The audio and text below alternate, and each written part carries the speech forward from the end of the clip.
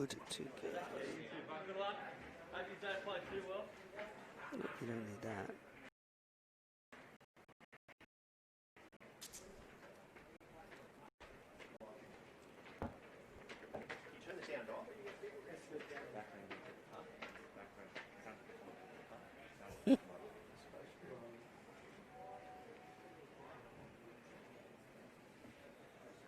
That's true.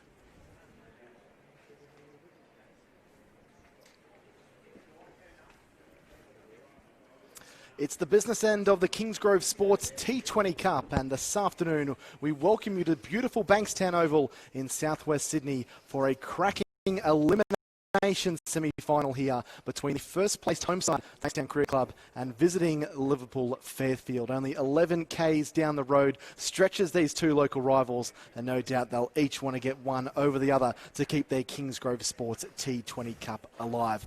Bankstown finished the regular season in the Thunder Conference, top of the ladder in first place, while Liverpool Fairfield finished in fourth. It promises to be an absolute cracking game here this afternoon, and it's a pleasure to bring it to you on behalf of the exclusive subscribers to the Daily Telegraph, and hope that you do enjoy the coverage a little bit later on this afternoon.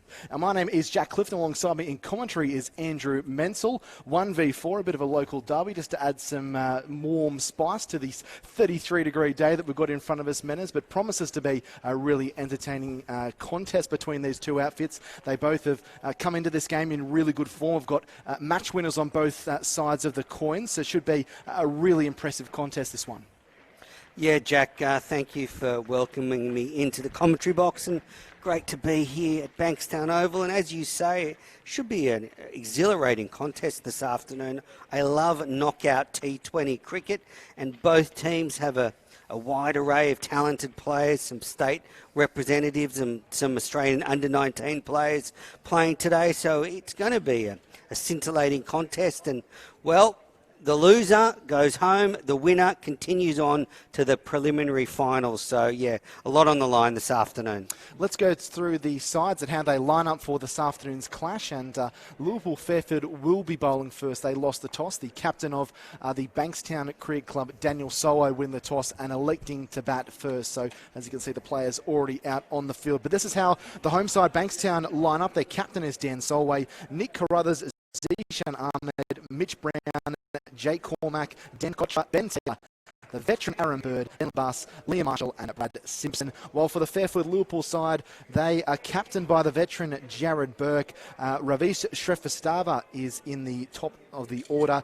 Luke Ornowski, Liam Hatcher, Chad Samet, Jaden Simmons, Garatanbur Singh, Nathan Baker, Param Upal, Josh Baraba and Yuvraj Sharma is how they line up this afternoon. Talking of Liam Hatcher, he has the white pill in hand. He's going to be giving the first opportunity with the ball here. So a player that some of you might be quite familiar with. He's been part of the Sydney Thunder Big Bash League franchise, despite not playing any T20 games. We've been part of that squad for some time, and he's played 4 first-class matches for New South Wales and 7 List A games. So he has certainly been able to put his best foot forward over the last few seasons. He'll have the ball in hand, and Bankstown will be the side batting.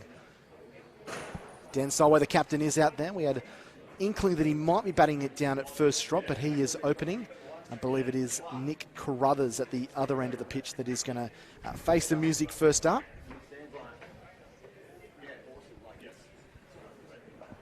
Liam Hatcher, a very good bowler, Jack. Bowled very well in his New South Wales debut last summer. And, yeah, very impressive when he made the New South Wales side. Had a very strange start to his first-class career, Jack.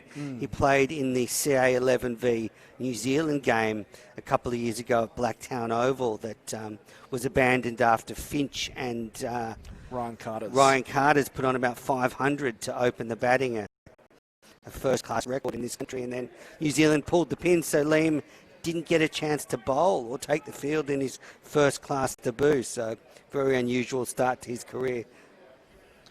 So Hatcher has ball in hand. He's going to be coming right arm around the wicket here to Carruthers to open the innings for Bankstown. And he's back and pulling hard out through mid-wicket, not timed, but will get a run and get him and his side off the mark straight away. He moves to 1. Bankstown 0 for 1.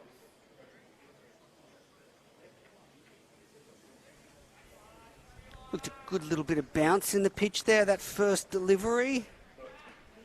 Now we have Daniel Solway on strike.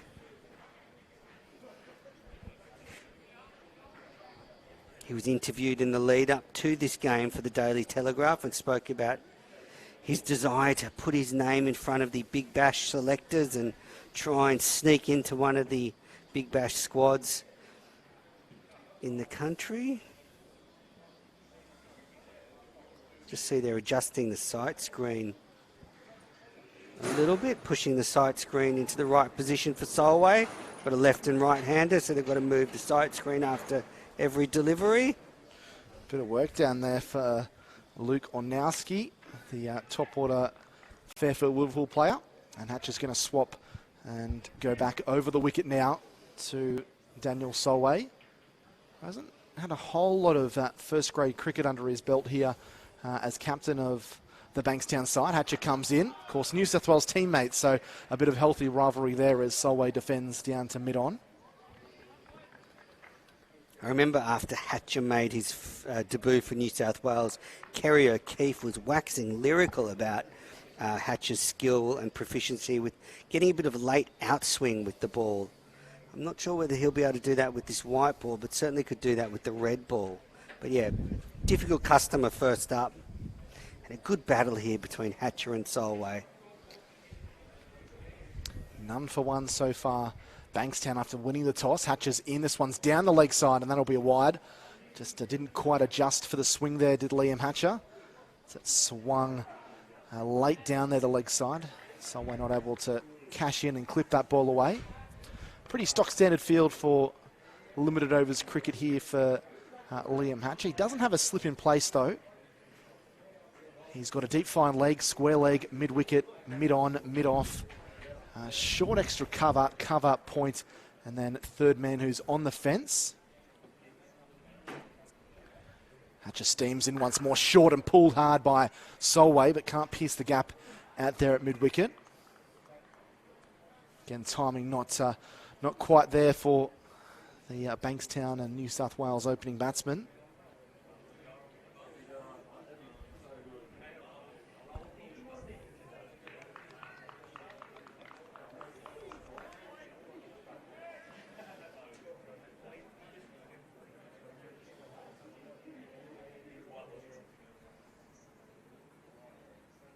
Hatcher in, just short of a length on the pads, and it's been a good first over here from Liam Hatcher. Hasn't really put anything in that swinging arc that either of these two batsmen have been able to swing away, and it's been a pretty cautious start, it must be said, here by the home side. Yeah, that's right, Jack Solway just settling into his innings. He's a very much a player in first-class cricket that likes to take his time and soak up balls and bat in partnerships. 2 balls left in this, the first over, none for 2. And this one's pitched up outside the off stump, defended into the offside. There's a shot at the stumps, which actually deflects off the bat there of Solway as he dives for his ground. I think he probably was just safe, but there were some cries of exclamation there by the Fairfield-Liverpool side in their yellow and aqua blue kit here this afternoon. Solway off the mark, none for 3. A good fielding by one of the Fairfield-Liverpool players who managed to stop the deflection off the back of Solway's bat. You only have to cast your mind back to the World Cup final of last year when Ben Stokes stretched out and the ball hit his bat and flew away for 4, but no bonus runs. If you just hear that banging, that's not Jack Clifton in the commentary box as usual, but that's actually the sight screen just in front of us being adjusted, so apologies if you're hearing that. They're just having a bit of trouble getting it in the right spot. It seems to have stuck, and so there's a little bit of a technical difficulty as Carruthers waits on strike.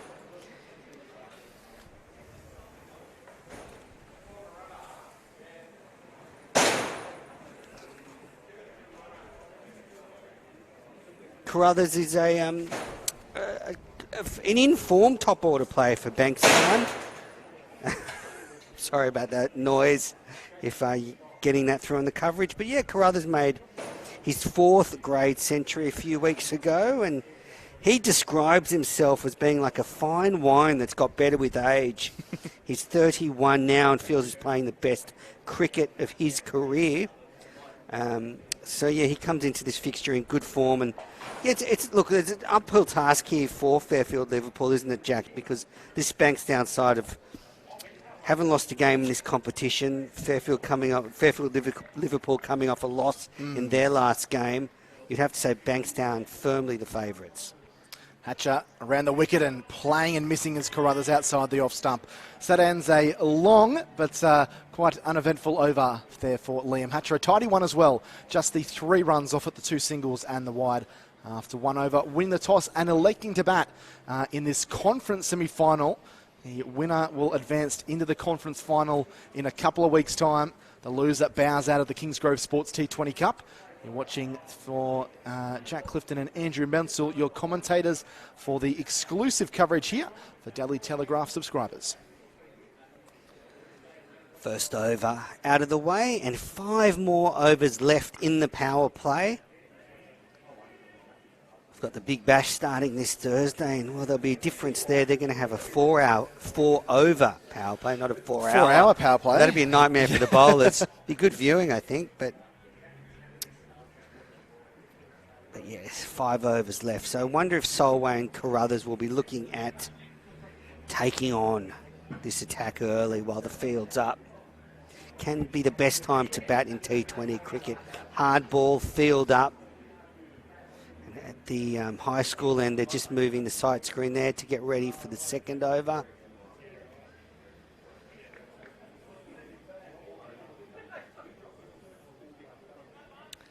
So just a reminder, this is the semi-finals of the Kingsgrove Sports T20 Cup. The winners into the preliminary final. It's wide of the off stump and dragged there by Solway. You just couldn't quite get to the pitch of that delivery. Josh Baraba into the attack for the first time today. We'll share that new ball here with Liam Hatcher.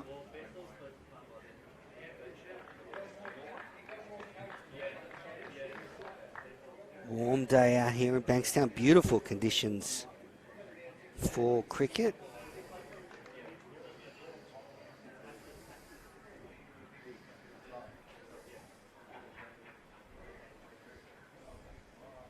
Baraba in. This one's pitched up and slammed through the offside. That's more what he wanted to do, Dan Solway, and he'll pick up the first boundary of the afternoon. Advance down towards the bowler and crunch through the offside. And he picks up a boundary and gets his side to none for 7 in the second over. Yeah, lovely shot there from Solway. Over-pitched by the bowler, and he was straight onto it. Down the pitch, couple of steps into the ball.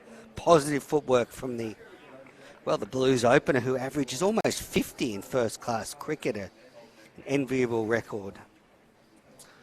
Baraba's comeback be here now. It's short, and this is smart cricket from Solway as he just uses the pace to guide it down towards third man and pick up a single. And already 5 coming from the first 3 deliveries of this over, none for 8.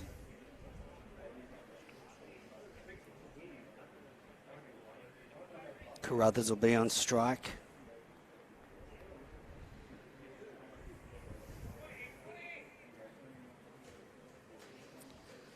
We're in the Bankstown Hall of Fame, the Bankstown Sports Hall of Fame. That's where Jack and I are sitting commentating. And as we walked in, we saw a gallery of famous Bankstown sports athletes. Baraba into Carruthers, who's hit on the pad. This one looked quite close on to the naked eye. And Baraba probably not too pleased that the result didn't go his way. Carruthers was back. Not a whole lot of foot movement there as he tried to slog onto the onside. A good shot, but looked just to be sort of tailing down leg side.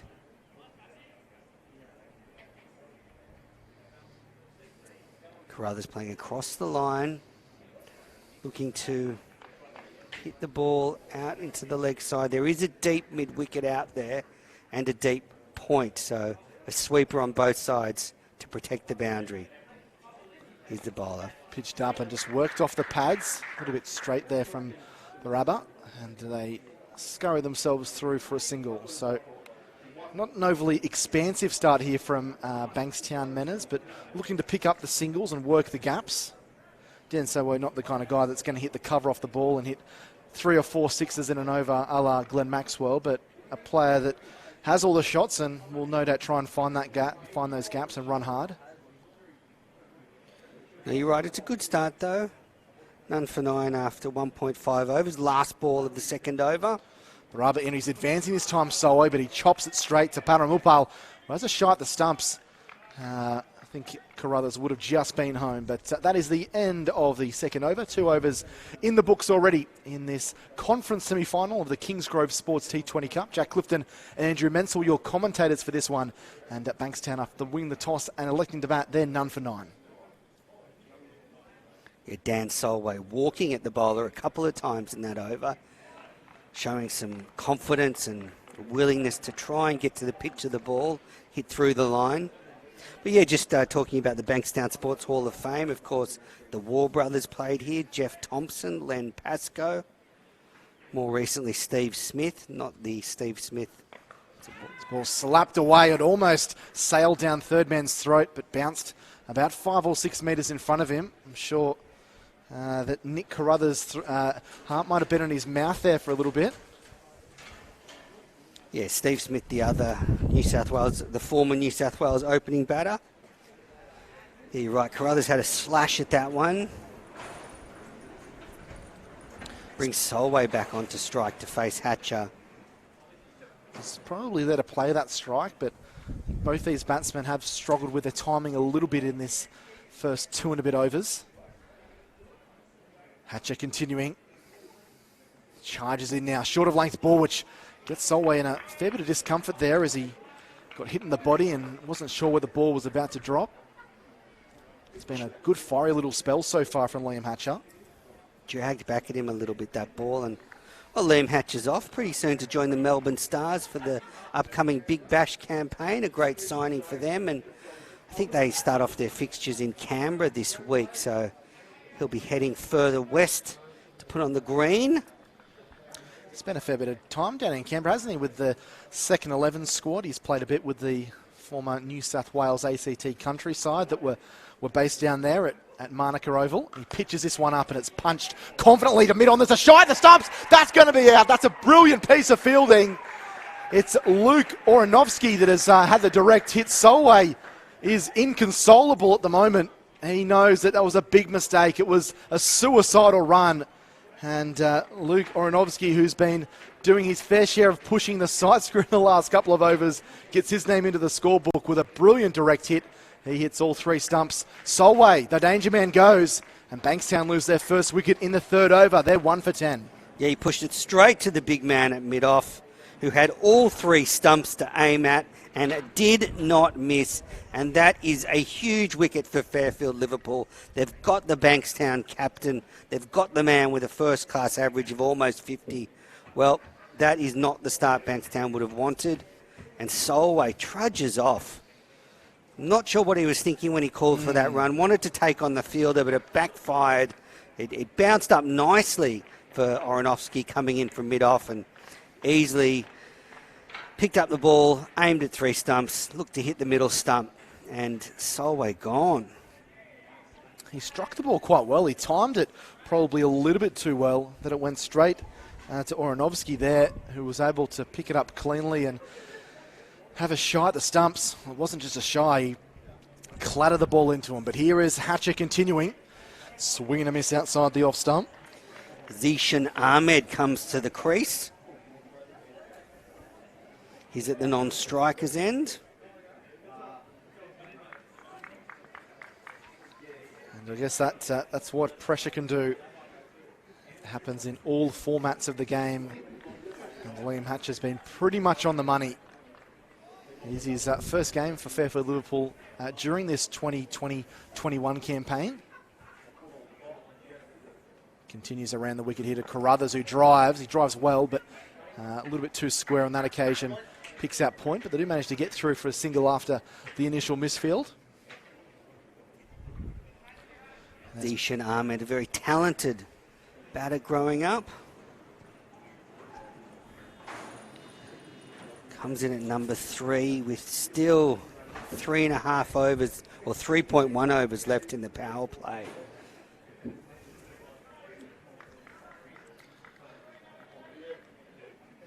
Fairfield side sound energetic, don't they, Jack? Buoyed by that first wicket. Yeah, they're certainly up for this. I'd love to cause a boil over the fourth place outfit. Hatcher in for the last ball of his over.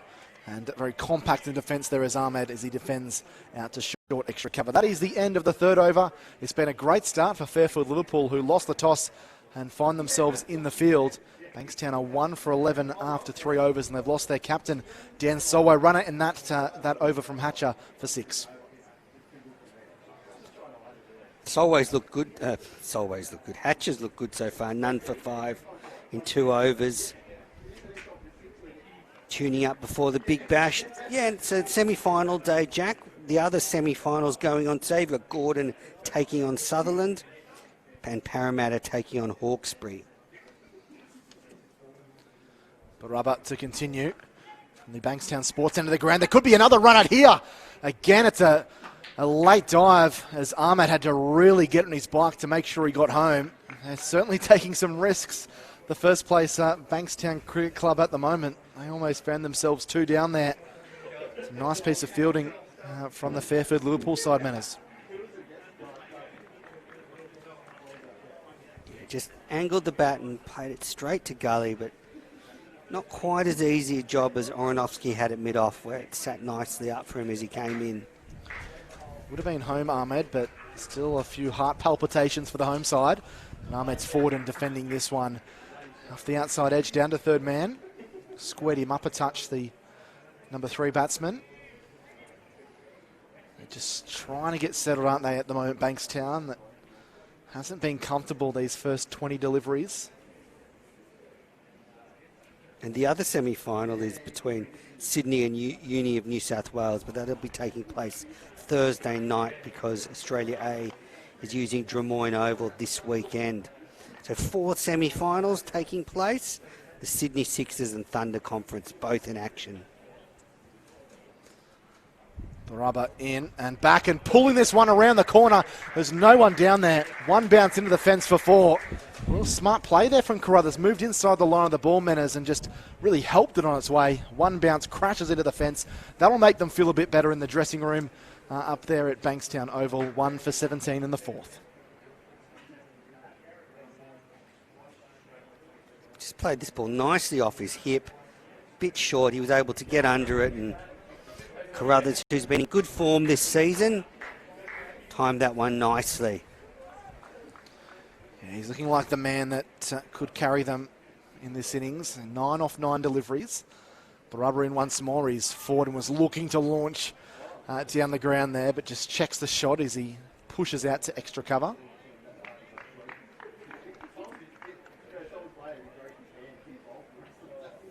Bankstown will be looking at a total of at least 160. It looks a good batting wicket, fast outfield, good sunny day, good seeing conditions.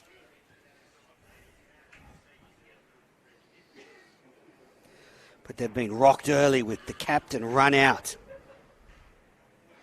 Baraba into Carruthers, who's forward and defending. Straight back to Baraba, who does get a hand on it. It's enough to deter the bats from trying to take on the fielding unit there of Fairfield-Liverpool. Yeah, they're really trying to pick up these quick singles, aren't they, Jack, the Bankstown team?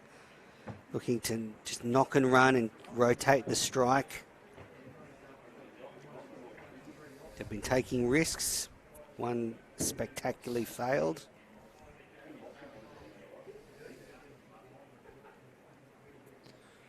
So last ball of the 4th over. Baraba continuing over the wicket, and Carruthers launches over the infield. That's a glorious stroke.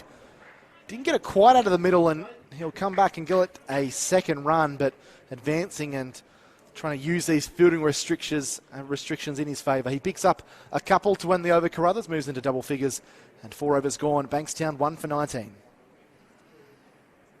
Minor victory there for the bowler, Baraba, who just caught the outside of the bat. We'll see, he didn't quite time it, but the intent was there and played it into the gap and pulled up before the boundary. Good fielding there at deep mid-off. Now, I wonder if there's going to be a bowling change. I think there is. They're going to bring on the skipper, Jared Burke.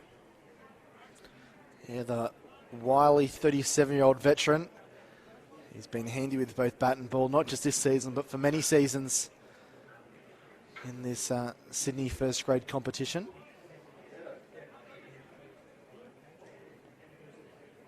He's going to come over the wicket.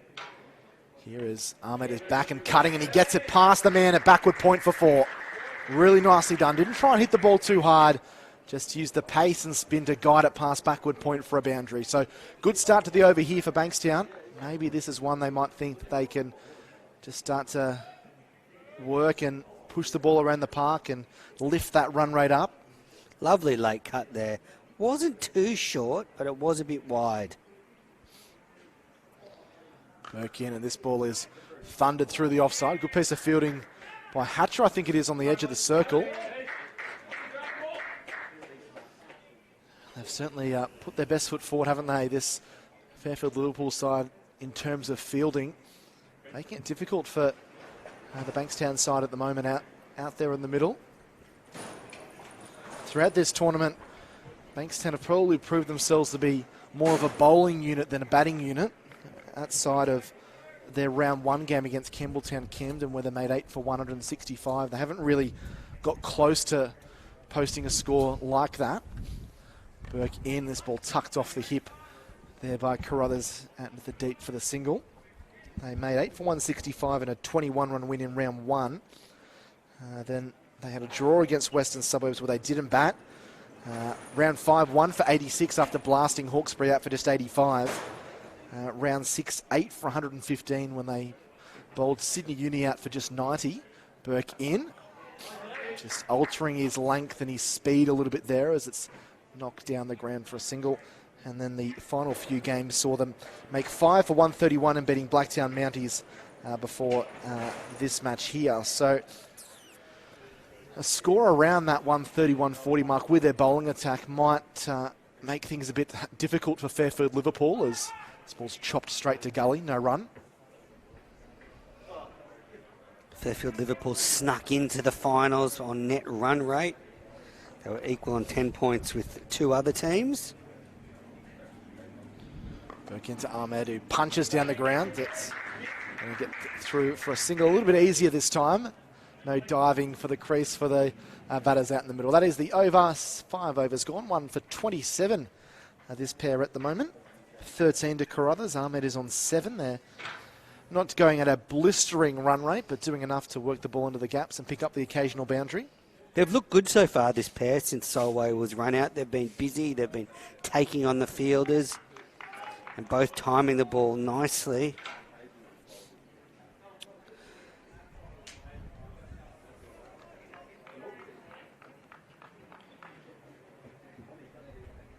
Baraba to continue with his 3rd over. None for 14 off his first 2. Here he is. Carruthers waits and he's forward and pushing down there to mid-off, and they'll get through for the single. So they've obviously identified that that's an area where they can just continue to rotate the strike and get this Fairfield-Liverpool fielding outfit moving. It's probably the 5th or 6th quick single they've taken so far in this innings.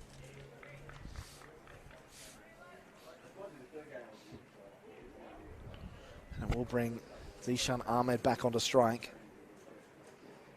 who's mainly been dealing in singles at the moment. 7 from 5 for him. 1 for 28 in the last over of the power play.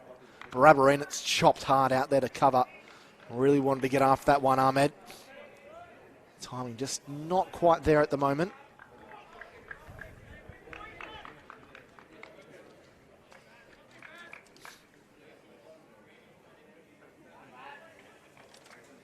Wonderful competition, the Kingsgrove Sports T20 Cup. And these knockout games are so exciting and such a big opportunity to push your case forward for higher honours. Baraba into Ahmed, who's crunching this one over the top. Didn't get it out of the middle, but he got plenty of bat on it. He's going to pick up a boundary. It's a limited risk there because there is no one out there in the deep, and he just threw the hands. A little bit of width given there by Baraba. And Zishan Ahmed able to cash in, pick up a boundary. He moves along to 11. Yeah, a bit of width there for Ahmed, and he just opened up and hit it over cover. Beautiful shot. Ahmed identifying that the field is only going to be up like this for a few more deliveries. He faces up to Baraba, but he's having to defend. A good comeback delivery there by Baraba, who's given away a few boundaries in his 3 overs here, Menas, but each time that he's gone for a boundary, he's followed up with a really good delivery that's more often than not been a dot ball. Yeah, you're right.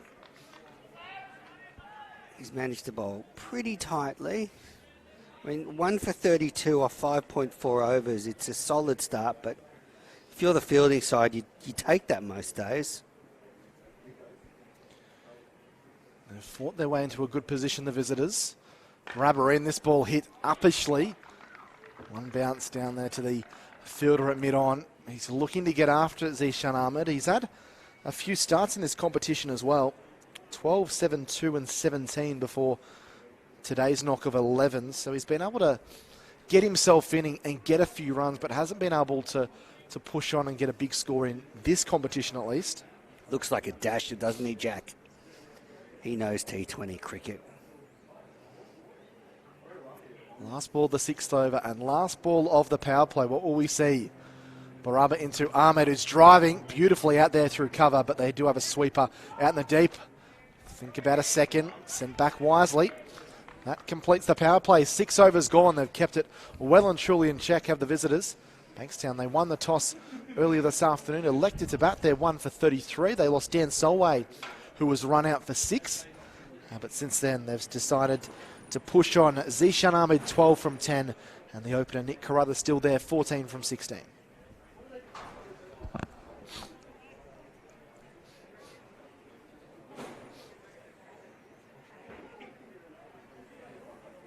It's a feast of cricket in Sydney today, and fantastic that News Corp are taking the coverage of this game and exclusively feeding it onto the Daily Telegraph website. They're covering all sorts of cricket today. There's the Australia A v India A tour match on KO and Fox Sports, and then tonight, Jack, the T20 International at the SCG. Australia looking to level the series after going down at Manuka Oval on Friday night. So as a cricket tragic like me, it's a smorgasbord of cricket to feast on this afternoon.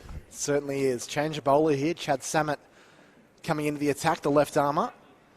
And they'll get through for the single. Ahmed picking up another single there, just drops it on the offside. Former New South Wales squad member, Chad Samet. Very quick left arm bowler. A lot of raps on him a few years ago within the New South Wales system. But it's such a tough spot to be in New South Wales with so many great fast bowlers in the setup. So really looking forward to seeing Chad bowl. Expect him to hurry up these Bankstown batters. Carruthers waits. 1 for 34. Samet steams in, pitches up, hits him on the pad. Umpire says not out, drifting down the leg side. And they scurry them through for a leg bye. But it's a boxing match at the moment.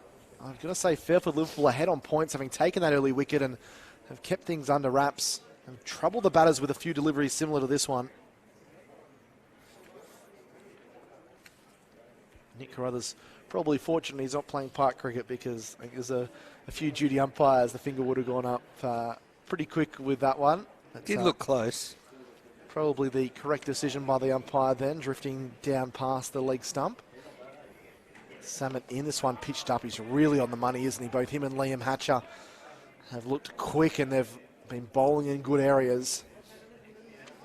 Yeah, the former chairman of selectors for New South Wales, David Friedman, said that about Chad Samet, that there aren't many young left-arm bowlers who have the express pace that Chad has.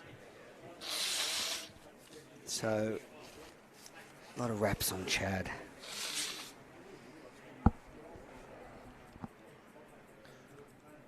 Samet in, pitched up. This one takes a leading edge and balloons down towards third man for the single.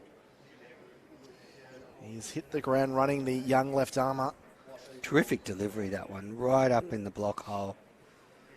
Ahmed tried to flick it through mid-wicket, and it caught the the toe end of the bat and could have gone anywhere.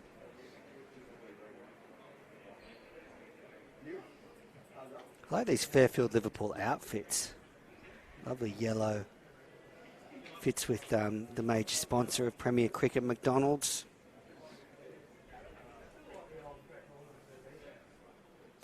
Salmon in, full delivery, it's punched confidently down the ground, but picks out the fielder down there.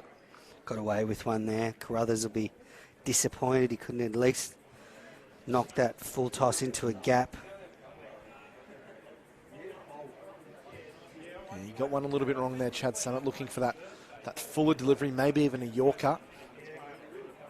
Trying to slide it in, aiming for the base of the stumps, but just got a little bit wrong.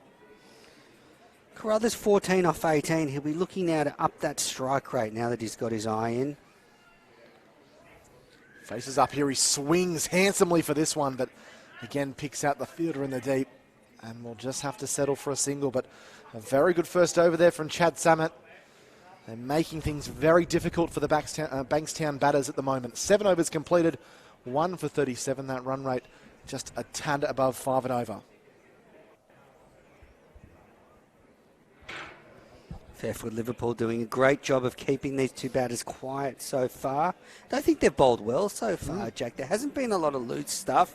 You've got a quality attack with Hatcher at one end, and then Barabba, Burke, and now Samet. They've all hit their marks, and we're seeing that they're right in this contest. There's a bowling change. Looks like Param Uppal's coming on to bowl. Yeah, he's been in good form. Another one of those former New South Wales contracted players that has got massive raps on him, particularly within the brass of Cricket New South Wales. But he's been in great form in this Kingsgrove Sports T20 Cup, particularly with the bat, which we'll touch on a little bit later, but averaging 147 in this tournament, having been just dismissed just once. But he is here with ball in hand, looking to get a breakthrough for his side. And Nick Carruthers will be facing up to him. He gives himself room and carts this one out through there to deep point. But again, great piece of fielding on the boundary, good arm as well. Restrict the batters to just the single. Uppal's certainly one of the players that would be really vying for a Big Bash roster spot this summer.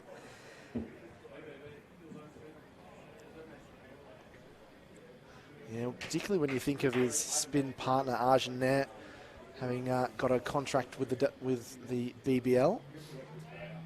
Always handy to have a player like Param Uppal that can bat and bowl very well.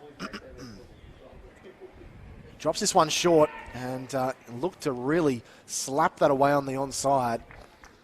And it will go down as byes, so it's missed everything there.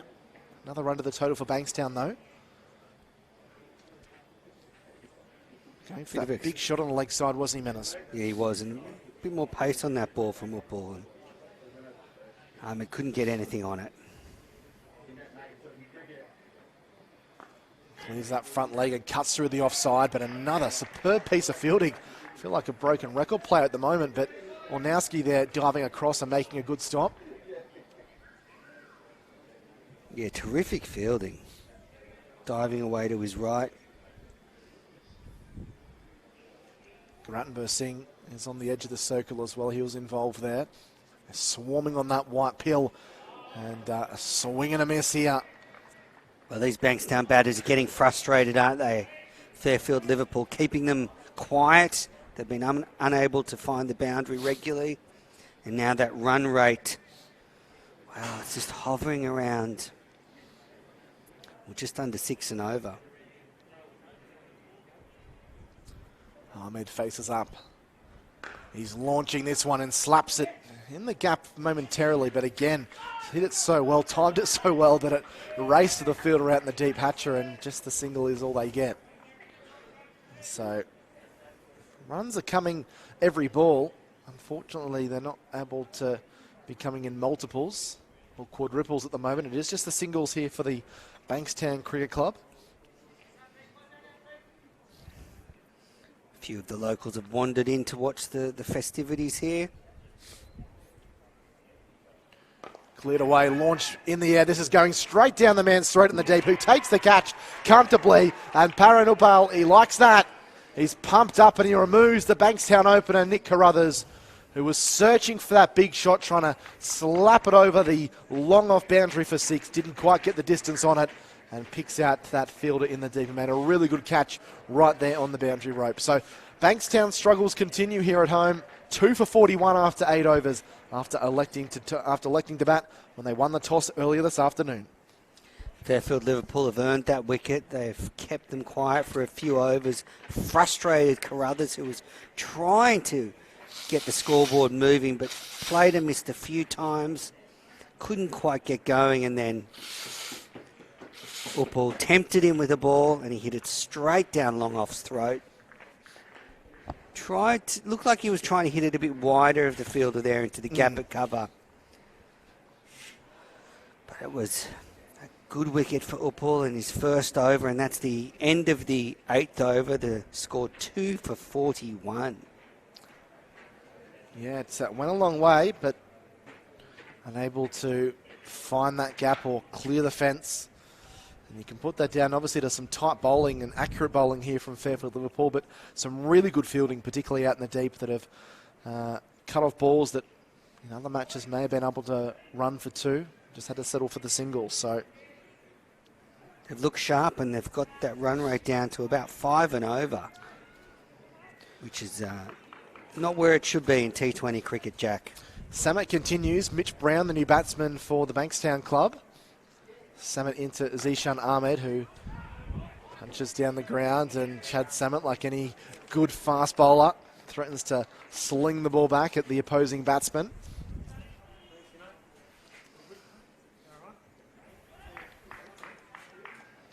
Two for 41 in the 9th over. We've seen some high-scoring games in this Kingsgrove Sports T20 Cup so far, the games that have been exclusive to Daily Telegraph subscribers, and a big hello to everyone that is watching the live stream here this afternoon. Samet in, this ball flicked uppishly in the air. It lands in no man's land, and they'll be able to come back and get a second, but beaten by the pace and bounce that I think Zishan Ahmed. But he gets away one. He gets a couple of more to add to his score. He goes to 17. That's a nice shot. Just playing it into the gap. 2 more. Almost Michael Bevan-like, the old New South Wales one-day player who would just weight them nicely.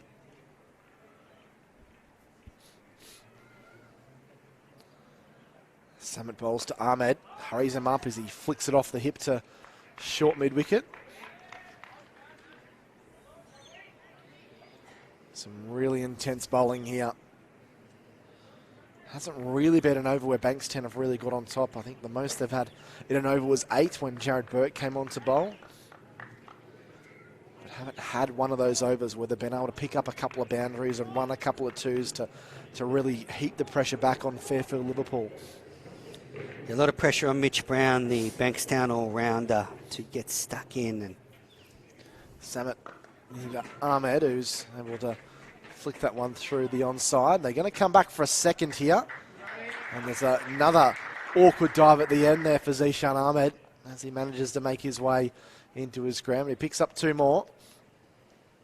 Some of those stroke play a little bit better in terms of keeping the ball away from those outfielders and chance to get back and turn 1s into 2s. Ahmed looks like the sort of player who can anchor this innings and allow the stroke players around him to flourish. Samet comes in, short on the hip again, worked around the corner as Hatcher gives chase. Good piece of fielding there. New South Wales Blues quick, keeps it to the single. Bring Mitch Brown onto strike to face his first ball of the innings. Score here 2 for 46. After 8.5 overs, Bankstown winning the toss and struggling so far. Solway run out early. Carruthers caught in the deep. Now these two, they need to give this innings some impetus. Samet with the last ball of the over, poked away down there through the gully third man region, but Brown's off the mark straight away. He'll retain the strike. 9 overs completed here at Bankstown Oval in this conference semi-final of the Kingsgrove Sports T20 Cup. Jack Clifton and Andrew Menzel in commentary for you, with this game exclusively being streamed to Daily Telegraph subscribers. 9 overs gone, 2 for 47.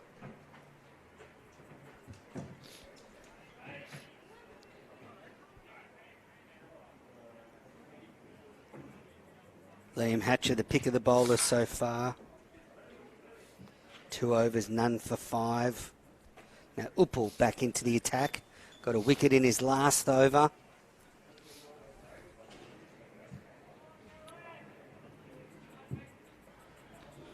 Just taking a look at the 2 other T20 conference semi-finals happening at the moment, as Uppal on the pads there of Brown, who's able to whip it down the ground.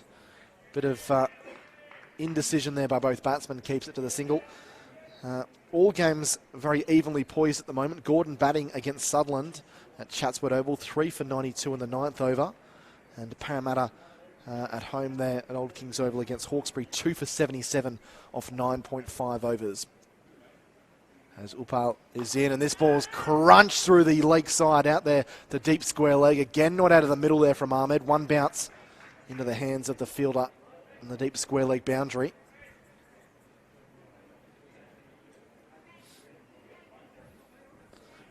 Plenty happening here between these two sides. Nail biter at the moment. Uppal in, a little bit flatter this time. Punch straight back to the bowler. That run rate, it might be sitting at a flat 5 and over by the time the halfway mark of this innings is completed. Uppal to Brown, and Brown cutting awkwardly and uppishly parried down there on the onside. On that occasion, good piece of fielding by Gurram Timber Singh, who's thrown himself into the action a little bit of late. Brown saw the width and threw his hands at it and almost hit it straight to gully. Uppal in this ball.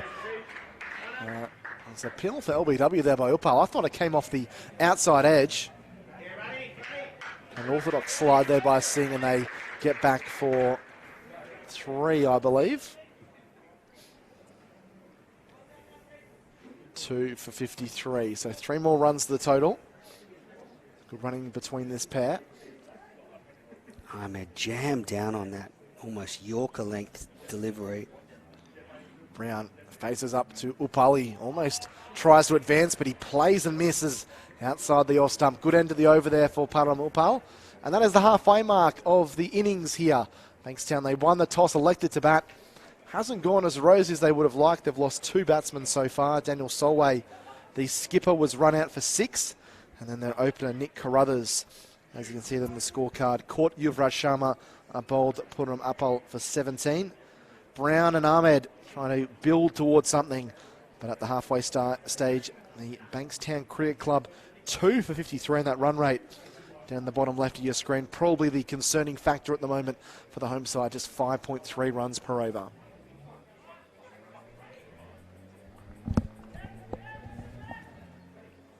Well, Burke coming back into the attack. Ahmed will be on strike. Drives to cover, no run. Floated up there from Burke. Good timing from Ahmed. He's got his eye in now. They're just going to adjust the sight screen. Just going to move it over a bit. They're just adjusting that in front of us. Got the left arm orthodox spinner coming around the wicket to the right arm, the right-handed batter. Ahmed, the number 3, who came in when Solway was run out, waits and hit straight and hard.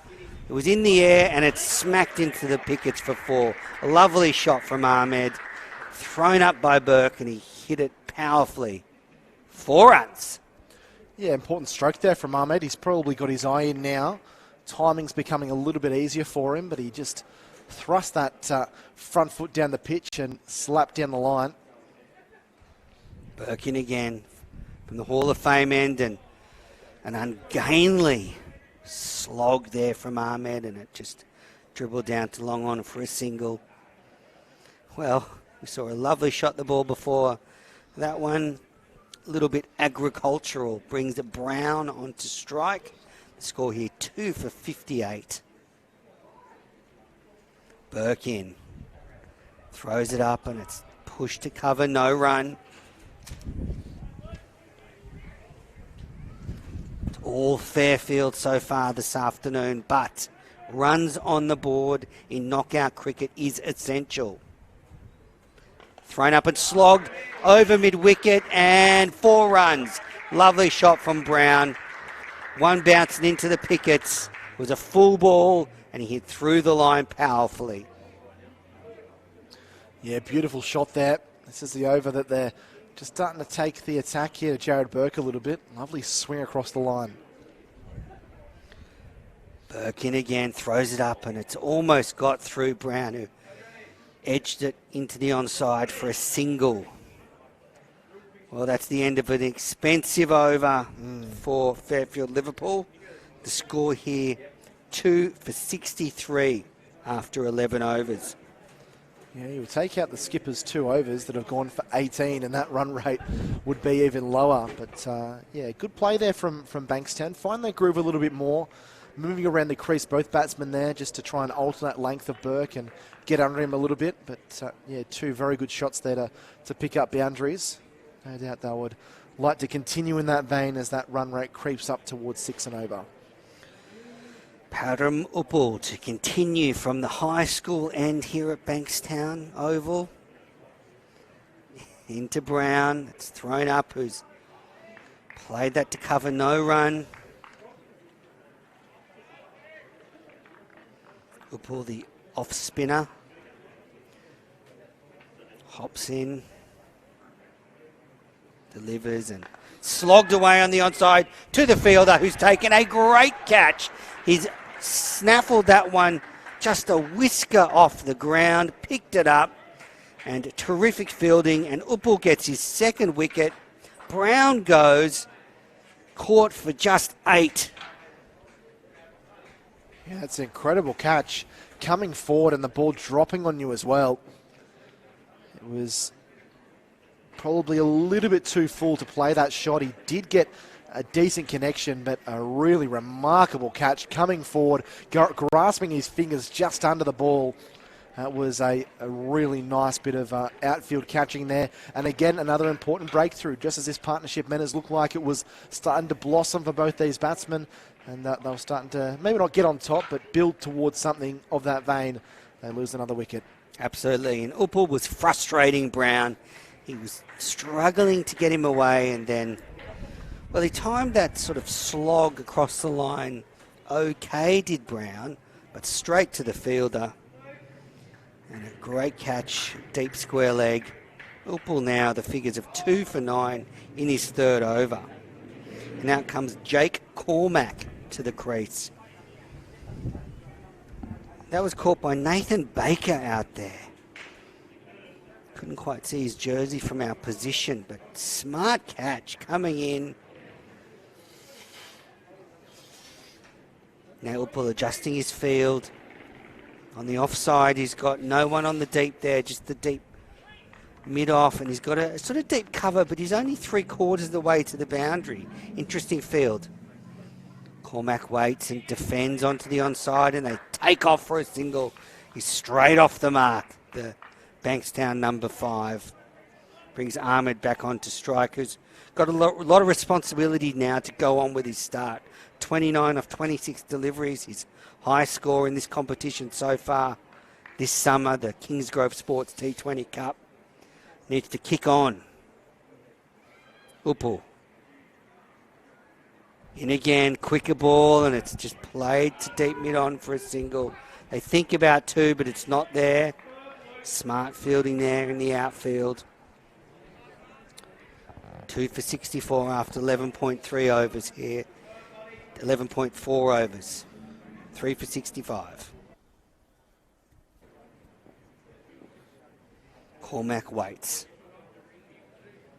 Uppal just pushes it wide and played to gully, no run.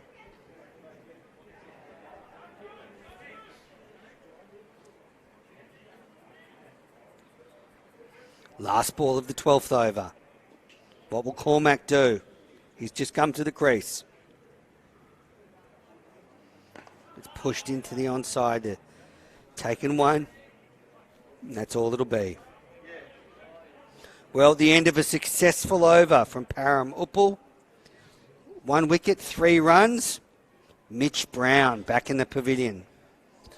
Yeah, another very good over there from Fairfield-Liverpool. He's showing his class and that experience of being in a first-class setup in recent seasons. But yeah, doing a really good job here, and they're going to give the ball back to Liam Hatcher. I've really enjoyed the way that they've rotated their bowlers here this afternoon, Fairfield-Liverpool. Jared Burke, obviously a very experienced campaigner. He's played a lot of cricket, knows what he wants to get out of his bowlers, but sometimes we can see bowlers taken off a little bit too quickly in T20, but he's shown faith in some of his seamers, and it's been mainly a pace attack that has done the damage. Fairfield-Liverpool recently, Menace has bowled really well and tightened things down with a couple of wickets, but it's the pace that's led from the front as we see Hatcher charging in here.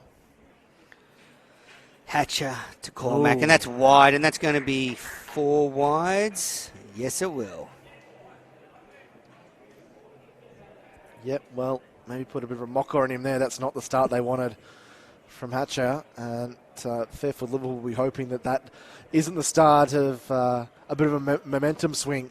You can just take one ball like that when you get 5 runs in one to change things around. But valuable runs there to Bankstown. The run rate's almost jumped up to 6 off just that ball. Hatcher in again. Cormac waits and just pushes into gully. No run. Good captaincy from Burke to bring back Hatcher now. This is the time where if they can keep Bankstown quiet and maybe take another wicket or two, it's going to make it really difficult for them to get up to a very competitive total. Yeah, particularly if they were to dismiss Zishan Ahmed, who's been out there for 27 balls now for his 30. He's been the stabiliser in this innings, I think. Hatcher in again. Delivers a short ball and it's just nudged away. They think about a single, but Ahmed sent Cormac back. And you might not remember, Jack, but Liam Hatcher very much reminds me of Craig McDermott, the young Craig McDermott. Not just the red hair, but the sort of action, the run-up. One of those guys that run through a brick wall for you, can bowl all day, he's got a big engine. Just adjusting the field. There's now a man at deep mid-wicket. He's Hatcher in again. Cormac waits. Wobble slashed that, and that's going to clatter into the boundaries behind point. That is the hardest hit ball we've seen today. It was thrown wide by Hatcher, and Cormac, the burly right-hander, smashed it in the air, but it smashed into the picket fence just in front of the Stephen and Mark War pavilion. Great shot there. Score now 3 for 75. 9 runs coming off 3 balls in this over. Hatcher in again. It's a short ball and it's just nudged away to find leg for a single. Smart batting by Cormac. Brings Ahmed back on to strike. 30 off 27 deliveries. He's the man who has to anchor this innings and allow the stroke players to play around him. Hatcher spinning the white kookaburra in his hands. Turns. Begins his run-up. Delivers, and that's a play and a miss by Ahmed. Good delivery. It cut back at him and couldn't get any bat on it. Yeah, very good ball there. Just got his feet glued to the crease. A touch there, Zishan Ahmed. No foot movement there, and just kind of aimlessly just poked the bat out at that one. Good delivery though, bit of movement, as you mentioned, Menace, from Liam Hatcher. He's bowling some really good line and lengths here. Here comes Hatcher. Delivers, it's cut. Down to third man for a single. Change of pace there, a little bit slower that one. That's the end of 13 overs here in the Kingsgrove Sports T20 Cup. Bankstown won the toss, elected to bat. They are 3 for 77. The pick of the bowlers so far for Fairfield-Liverpool has been Padam Uppal, who has 2 wickets. And at this stage, Jack, you would have to say advantage certainly with the visitors. Yeah, they've bowled and fielded really, really well and restricted that run rate to be less than 6 and over. Pitch certainly isn't an easy one to bat on. I think it's one of those wickets where it can be a little bit difficult to get in. Sometimes you've got to soak up 8 or 10 balls to try and get your eye in, like Zishan Ahmed has.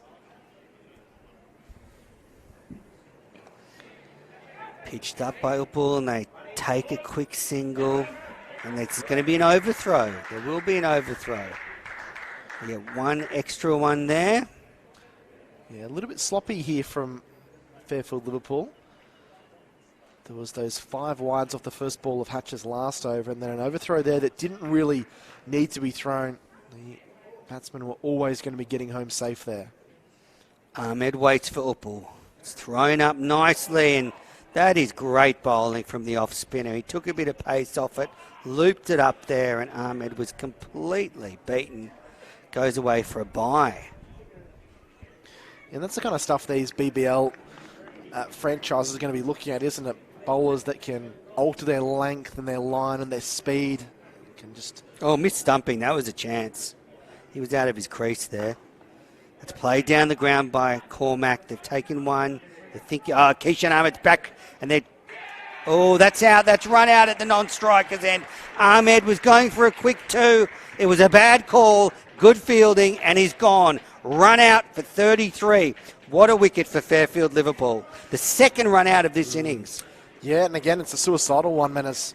I know they're trying to push for runs. I know they're trying to up the ante and build that run rate, but you've got a man in there that's established. No need to call that second run there. It was all Ahmed's call. He was the one running to the danger end, but just absolute suicide from these 2 batters here. As you can see here on the replay, a little bit of hesitation initially. And Ahmed was always in trouble. Really good throw. And Uppal, very, very quick to whip the bails off. He's having quite the afternoon here at Bankstown Oval. And the issues get bigger for the home side, who find themselves now at 4 for 80 in the 14th over. Time running out. And 4 of their best batters find themselves in the pavilion. Yeah, Uppal's bowled so well in this spell, and well, that was a bad over for Zishan Ahmed. He could have been out stumped, and then he ran himself out. Yuvraj Sharma doing the fielding there at deep long on. Got the ball in quickly.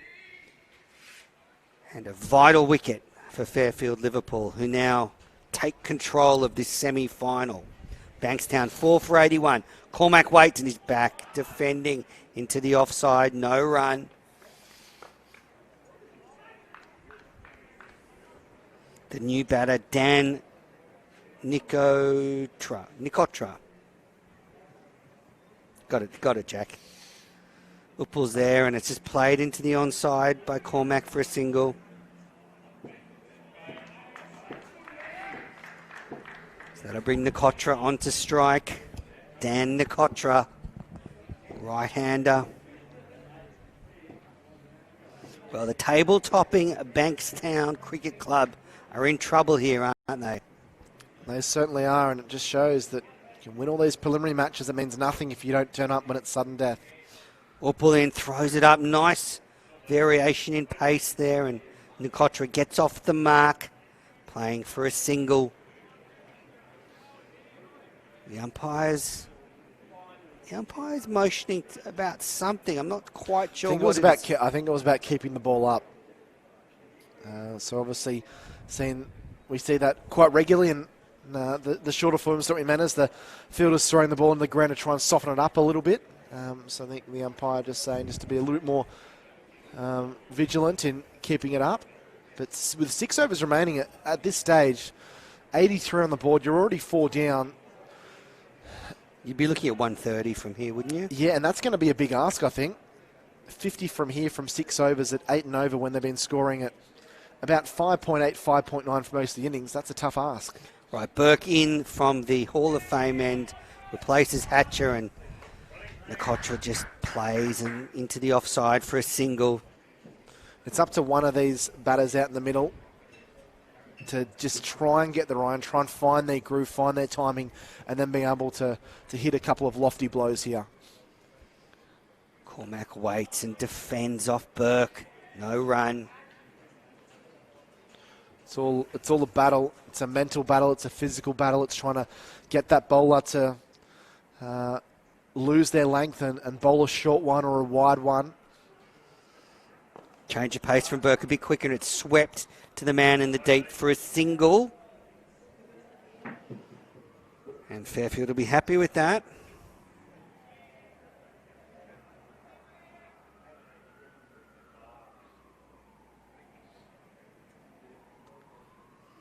In again and tosses it up, and it's driven into the offside for a single.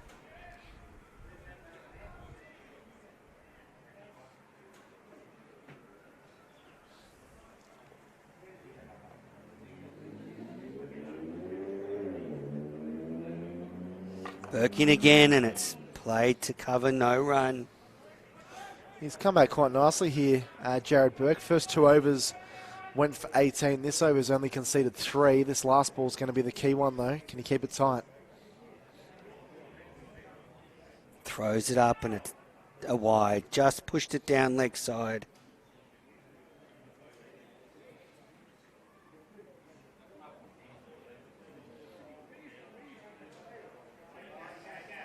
Jared Burke in again. Throws it up, and it's driven into the offside for a single. Yep, so that's a good over there from Laurie. Only 5 coming from it, Manners. And with 5 overs remaining, you feel that Bankstown have to try and really throw the long handle now. But it's hard when you've got 2 batsmen in there that are relatively new to the crease. Timing isn't quite there. The hand-eye coordination isn't quite there. But even if they were to go off and smack 50 from this last 5, which I don't think they're capable of doing, still only gets them to 138 on a pitch that, admittedly, it's not overly easy to bat on. But I'm sure Dan Solway would have envisaged a different path to this when he won the toss early this afternoon and elected to bat. They are a strong bowling side, but they have lost Nathan McAndrew, who was their leading wicket taker, Bankstown. So that is a blow in itself. But yeah, this game certainly balanced on a bit of a knife's edge at the moment. Can Bankstown take over these final 5 overs and get to a score they're comfortable at? Or will Liverpool Fairfield be able to continue to get stuck in, get a few more wickets and maybe restrict them to around that 120 mark? Chad Samet back into the attack, replacing Uppal. Now was played to Gully for a single. Yeah, you're 100% right, Jack. I guess the thing that Bankstown will look at is runs on the board in these knockout games can be so vital. And they obviously back themselves as a bowling and fielding unit. The fact that they bowled Hawkesbury out for 85, they bowled Sydney Uni out for 90, 2 traditionally strong T20 sides. They would back themselves in if they maybe only had 120, 125 to deal with. Here's Salmon in again. It's a big appeal, struck him on the pad. And Nikotra gets away with that one.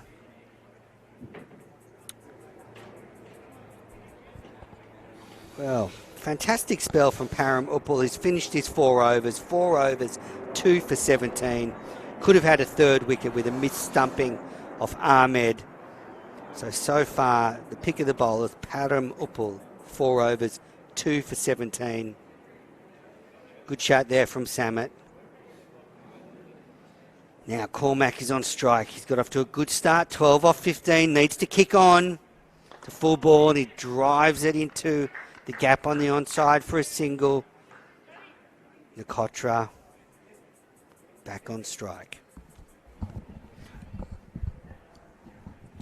Yeah, no surprises there about Param Uppal. He's been in a rich vein of form with bat and ball in this tournament, and he's bowled extremely well. As have a lot of these Fairfield-Liverpool bowlers, particularly the seam bowlers. Chad Samet's been at the batsman all the time. Hatcher's been great. Salmon it again, and it's a shorter ball, and it's swung away on the onside, and there's a misfield there. They get one, but fortunately, the fielder there has kicked it back in towards the pitch, so there was no chance of a second. Yeah, Nathan Baker doing some fielding out in the deep there. We saw him take an incredible catch out there in the deep, but just a case of the butterfingers there, but still they weren't able to get back for that second run.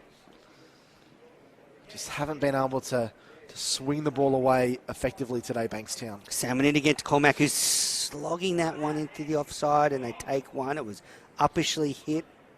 Looked like he was trying to make room and hit over the offside, but Salmon followed him a touch and just played into the gap for a single. Beautiful conditions out here at Bankstown Oval, Bankstown Memorial Oval. There's a nice little breeze coming across the ground now that'll be a relief to the players, unlike the 40-degree hairdryer breeze that was at the cricket last Sunday in all the T20 matches.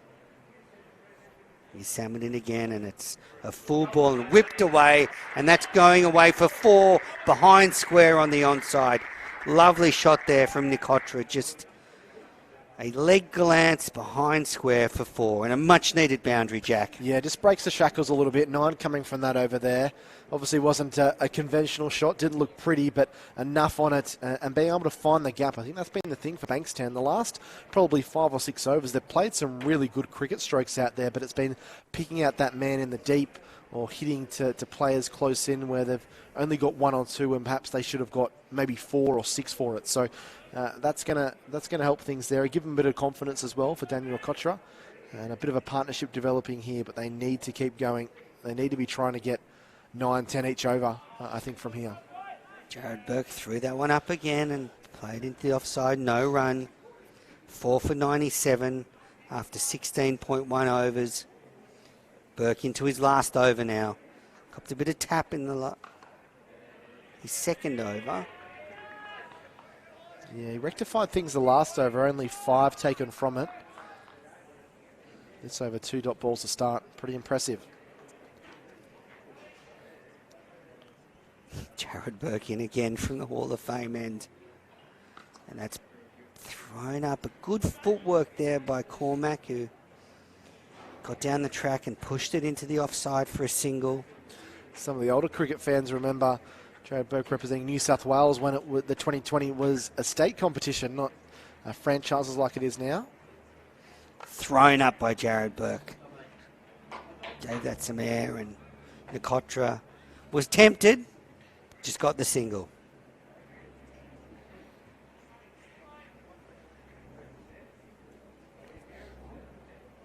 Burke in again. Cormac waits, and he hit that high and handsomely straight down the ground. One bounce to the fielder out there. Just couldn't quite make the ground. Mistimed shot there from Cormac. Beaten in flight by Burke. Here he is in again. That's a quicker, flatter ball, and it's punched to cover. And that's the end of Burke's 4 overs. 4 overs, none for 26 for the skipper. Tidy little spell for the left-arm orthodox veteran. That's really impressive, Menace, when you think you had none for 18 after 2.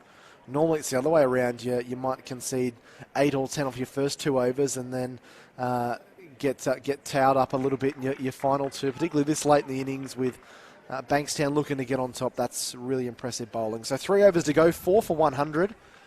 Nikotra and Cormac are looking settled, but as has been the case throughout this innings, finding the gaps and hitting these big shots, a couple of them in succession, is going to be the difficulty here. As Samet charges in, I believe this is his 4th and final over as well. Cormac waits, and it's a very full straight ball, and he's just hit it back up the other end, and it's hit the stumps at the non-striker's end, and they'll amble through for a single. This is good bowling from the left arm, quick, right up in the block hole. Not much you can do with that one. Well, his line and length's been really good today, because Samet's probably in the same region as someone like a Mitchell Stark that can be very dangerous when he bowls the ball full, but if he gets the ball wide with the sheer pace that he has, the ball can just really fly off the bat. So he's done well to keep the ball nice and tight towards the batsman. Here he is, and again it's He's driven hit his into the partner. non-striker. Nkotra's hit it straight back at Cormac, who's copped it in the arm or the Looked like the he might have hit guts. him in the chest or something. I hope he has a chest guard on. I just wonder whether he helped him out there. Was it in the air? Would it have gone to mid-off and been caught? We'll see on the It replay. looked fairly flat from the naked eye. He's maybe palmed it away. They've got to run anyway, and Not that the brings Cormac back on strike. Not the same as when Andrew Simons smacked the ball into the willow of Michael Clark and got caught. That certainly would have deserved an apology beer.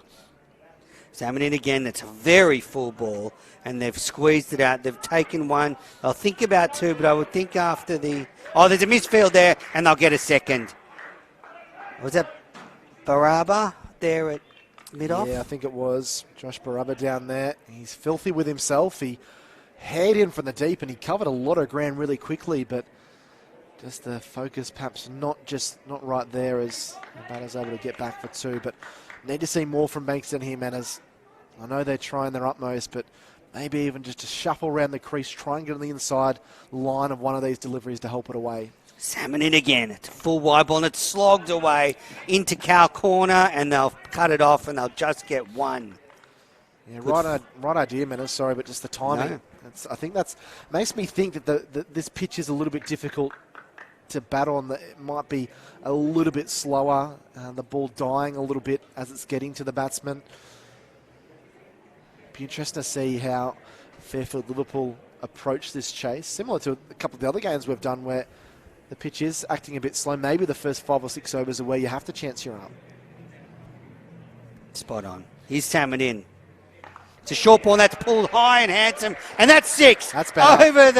Over the picket fence and into the stands. Well, Nkotra swiveled on a short ball from Samet and hit it a long way.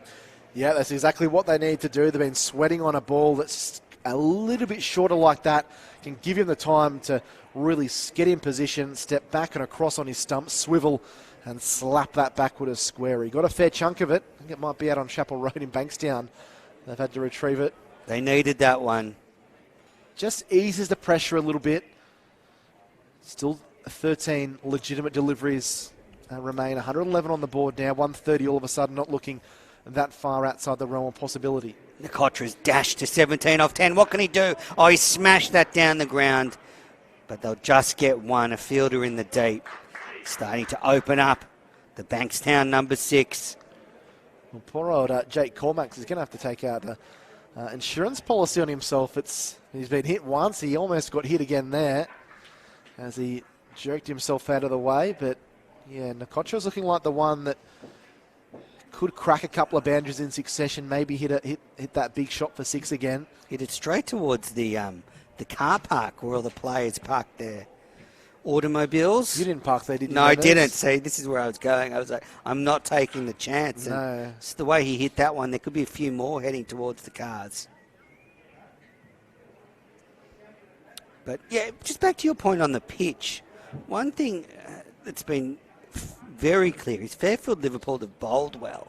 They have, They've bowled a lot of good deliveries. There hasn't been a lot of loose stuff. So, you know, I'm wondering whether the pitch is that bad. It maybe a touch slow, but, you know, the bowling has been excellent. So Baraba comes back into the attack from the Hall of Fame end, and that's wide and slapped hard. And they'll just get one straight to the deep long off.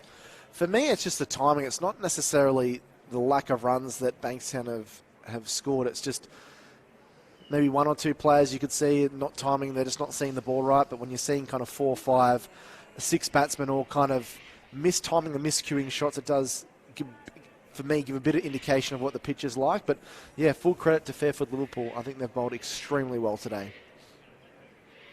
Cormac waits, and that's a short, slow ball, and it's popped up and dropped. Cormac waited for the ball, the slow bouncer, he uppercut it, didn't get it, and Point ran around, got both his hands to it, and couldn't hold on to it. Yeah, that should have been taken, Manners. Not sure who the fielder was out there, but he kind of did a little bit of like an AFL jump, like he was trying to take a mark there. I don't think he needed to.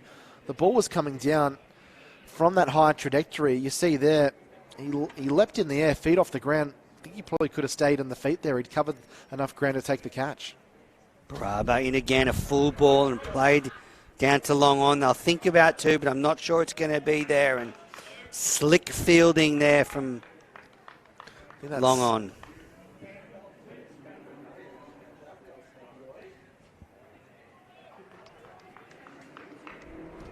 Nowski believes down there.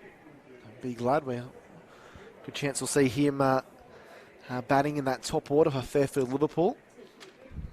Boy, if he gets hold of one, might be fetching it from Alfred's Point Road. Baraba in, and it's pulled in the air, and it's dropped a deep square leg. Well, Cormac got that one well, but the man in the deep could not hold on to it, and that's the second catch to go down off Cormac this over. And boy, the bowler looks frustrated. Hands on hips. Oh, I don't blame him, Manners. That's two catches that have gone down that should have been taken. That was hit hard. It was hit flat, but the fielder right there in deep had certainly had it covered. Didn't surprise him. Don't think it came any quicker than he thought, but yeah, you get both hands to it at this level, Manners. You expect your outfitters to take those catches. Absolutely. Here he is again. The wide ball pushed into the offside for a single. The skipper, Jared Burke's happy with that one. Score now 4 for 118 with just 7 deliveries left in this innings. Do you think Liam Hatch will bowl the last over from the high school end? They've given these batsmen a couple of chances. Thankfully, there's only about an over left, but Jared Burke, I'm sure, will be praying that these batsmen don't tear a couple of sixes off that last over and really make them pay for 2 sloppy pieces of fielding. Nkotra, who's made a vital 20 off 13. He's slogged at that one. This should be caught, and it is. Nkotra goes for 20 of 14 deliveries, and Baraba finally gets a wicket in this over. Much deserved. Third time lucky. That's right, man. That's what I was thinking. That one, probably the easiest of the 3, and Josh Baraba probably would have wanted to find a hole to climb into if that had been put down. But yeah, good bowling there. He's bowled a good over. Hasn't really been rewarded until there. But a wide ball, a little bit slower, just took a little bit of pace off it.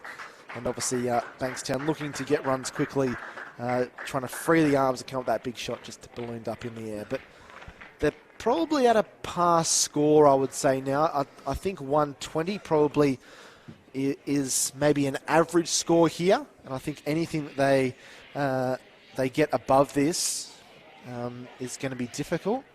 I'm sure they're going to be shooting 12 off this last over gets them to 130, which, yeah, I think could be a challenging total to try and chase down from Liverpool Fairfield's point of view. And of course, you've got Jake Cormac, though. I think he's the one that needs to get the lion's share of the strike. It's hard for a batsman to come in at this stage of the innings and try and tee off from ball 1. We see it in the BBL, but some of those players are world class. It's very difficult to do that, as we see Ben Taylor come in. But he's going to have to face the music, the left-hander facing the bowling here of Liam Hatcher. We'll see what the fiery redhead from Fairfield-Liverpool is going to serve up in this over. Yes, don't go anywhere. The last over of the first innings of the Kingsgrove Sports T20 Cup. Bankstown are desperate for a few boundaries in this last over.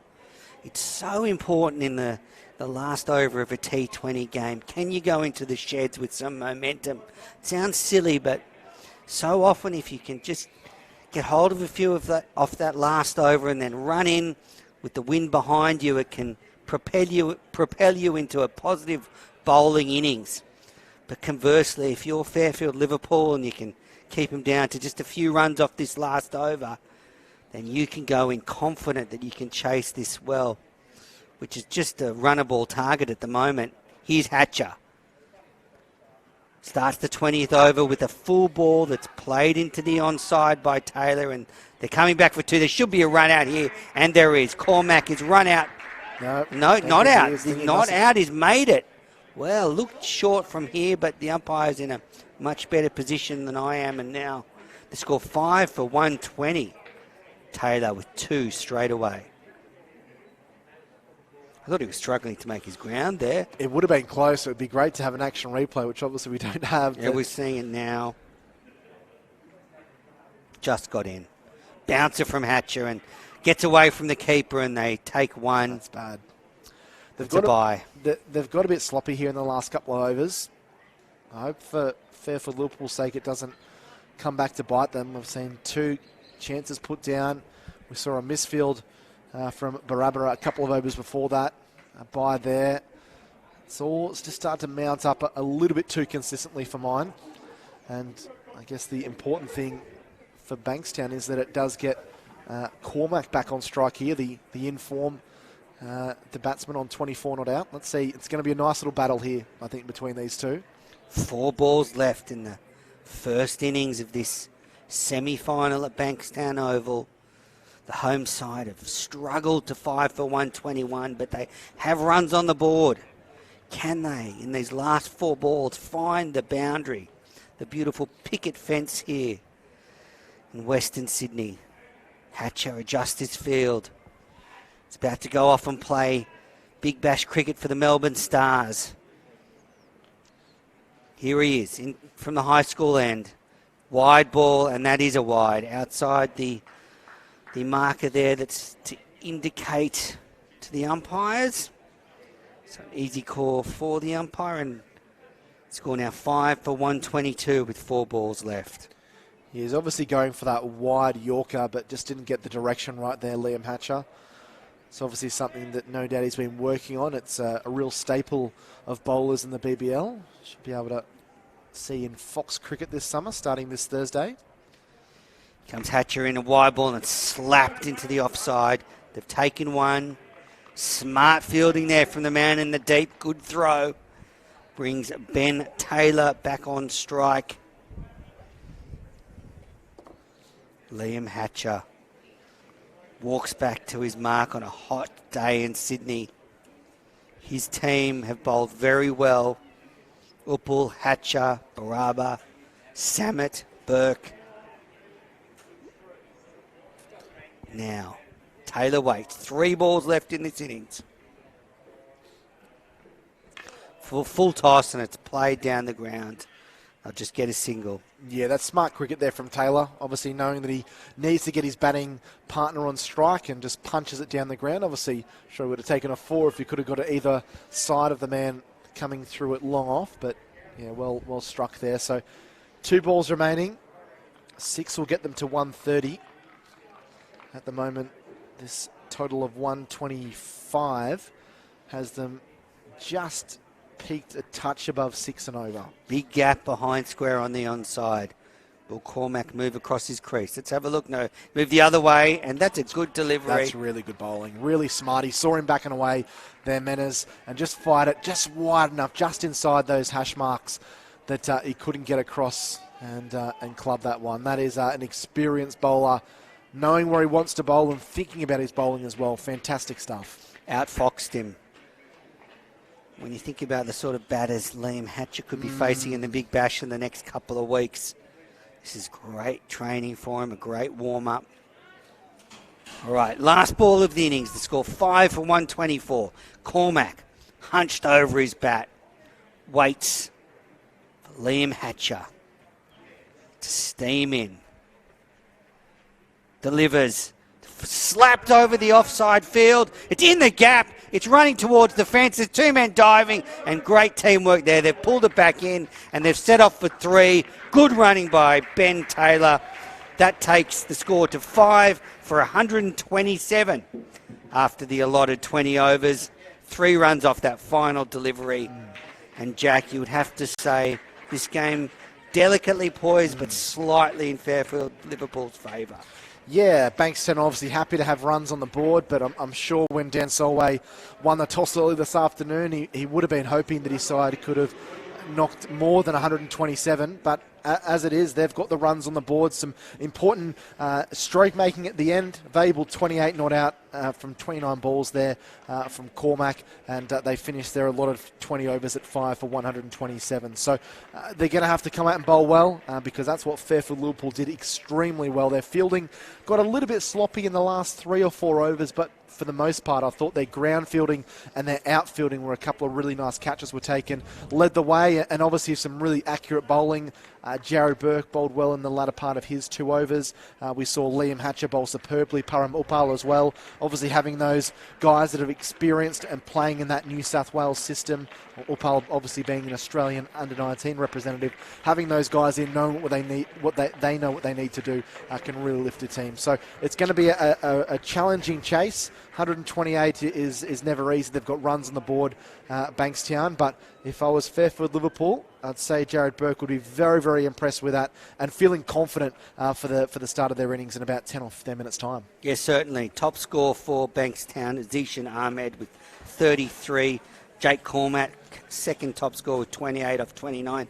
Handy little innings from Dan Nikotra, 20 off just 14 deliveries. Boy, did Bankstown need that little injection of energy there, and he certainly provided that. And the fourth top score, Nick Carruthers, the opening batsman, 17 off 22. Best of the bowlers, Param Upal, 2 for 17 off his 4 overs. And the other wicket taker, Baraba, 1 for 26 off his 4 overs. And then the other wickets were all by run-out, 2 run-outs. So, yeah, very good innings by Fairfield-Liverpool in the field. They now come out and try to chase down this target of 128 to find themselves then in the preliminary final. So we're going to take a quick break at Bankstown Oval, and we'll be back here soon with the run chase.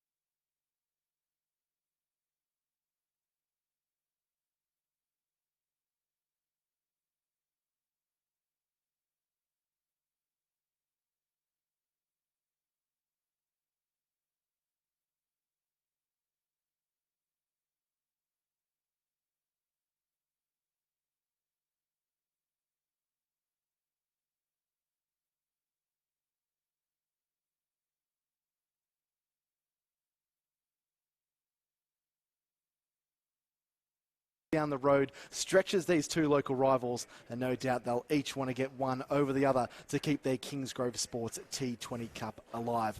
Bankstown is the first over, none for 2. And this one's pitched up outside the off stump, defended into the offside. There's a shot at the stumps, which actually deflects off the bat there of Solway as he dives for his... Rubber in, this one's pitched up and slammed through the offside. That's more what he wanted to do, Dan Solway, and he'll pick up the first boundary of the afternoon. Advanced down. Rubber in, this one's pitched up and slammed through the offside. That's more what he wanted to do, Dan Solway, and he'll pick up the first boundary of the afternoon. Advanced down. Gallery of famous Bankstown sports athletes. Rubber into Carruthers, who's hit on the pad. This one looked quite close on to the Gallery of famous Bankstown sports athletes. Rubber into Carruthers, who's hit on the pad. This one looked quite close on to the countryside that were based down there at Manuka Oval. He pitches this one up and it's punched confidently to mid-on. There's a shot at the stumps. That's going to be out. That's a brilliant piece of fielding. It's Luke Oranovsky that has had the direct hit Solway. Countryside that were based down there at Manuka Oval. He pitches this one up and it's punched confidently to mid-on. There's a shy at the stumps. That's going to be out. That's a brilliant piece of fielding. It's Luke Oranovsky that has had the direct hit Solway. Countryside that were based down there at Manuka Oval. He pitches this one up and it's punched confidently to mid-on. There's a shy at the stumps. That's going to be out. That's a brilliant piece of fielding. It's Luke Oranovsky that has had the direct hit Solway. Barubba to continue from the Bankstown Sports end of the ground. There could be another run out here. Again, it's a late dive as Ahmed had Action. Barubba in and back and pulling this one around the corner. There's no one down there. One bounce into the fence for four. A little smart In play. action. Barubba in and back and pulling this one around the corner. There's no one down there. One bounce into the fence for four. A little smart Rocked play. early with the captain run out. Barubba into Carruthers, who's forward and defending. Straight back to Barubba, who does get a hand on it. It's enough to deter the bats from trying over. Barubba continuing over the wicket, and Carruthers launches over the infield. That's a glorious stroke. Didn't get it quite out of the middle, and he'll come back and get a second run, but advancing and fourth over. Barubba continuing over the wicket, and Carruthers launches over the infield. That's a glorious stroke. Didn't get it quite out of the middle, and he'll come back and get a second run, but advancing, and he's going to come over the wicket. Here is Ahmed is back and cutting, and he gets it past the man at backward point for four. Really nicely done. Didn't try and hit the ball too hard. Just used the... He's going to come over the wicket. Here is Ahmed is back and cutting, and he gets it past the man at backward point for four. Really nicely done. Didn't try and hit the ball too hard. Just used the... He's going to come over the wicket. Here is Ahmed is back and cutting, and he gets it past the man at backward point for four. Really nicely done. Didn't try and hit the ball too hard. Just used the... Barubba into Ahmed, who's crunching this one over the top. Didn't get it out of the middle, but he got plenty of bat on it, and he's going to pick up a boundary. It's a limited risk there because there is... Barubba into Ahmed, who's crunching this one over the top. Didn't get it out of the middle, but he got plenty of bat on it, and he's going to pick up a boundary. It's a limited risk there because there is... Barubba into Ahmed, who's crunching this one over the top. Didn't get it out of the middle, but he got plenty of bat on it, and he's going to pick up a boundary. It's a limited risk there because there is... 1 for 34. Samet steams in, pitches up, hits him on the pad. Umpire says not out, drifting down the leg side. Parental bowl that can bat and bowl very well. Drops this one short and looked to really slap that away on the onside. The festivities here. Cleared away, launched in the air. This is going straight down the man's throat in the deep, who takes the catch comfortably. And Paranupal, he likes that. He's pumped up and he removes the Bankstown opener, Nick Carruthers. The festivities here. Cleared away, launched in the air. This is going straight down the man's throat in the deep, who takes the catch comfortably. And Paranupal, he likes that. He's pumped up and he removes the Bankstown opener, Nick Carruthers. The festivities here. Cleared away, launched in the air. This is going straight down the man's throat in the deep, who takes the catch comfortably. And Paranupal, he likes that. He's pumped up and he removes the Bankstown opener, Nick Carruthers. Ahmed, who's able to flick that one through the onside. They're going to come back for a second here. And there's another awkward dive at the end there for Zishan. Number 3, who came in when Solway was run out, Waiton hit straight and hard. It was in the air and it smacked into the pickets for 4. A lovely shot from Ahmed. In knockout cricket is essential.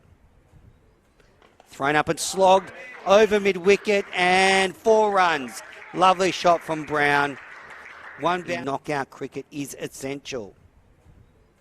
Thrown up and slogged over mid-wicket and 4 runs. Lovely shot from Brown. 1 bounce in. Delivers and slogged away on the onside to the fielder, who's taken a great catch. He's snaffled that one just a whisker off the ground, picked it up in. delivers and slogged away on the onside to the fielder, who's taken a great catch.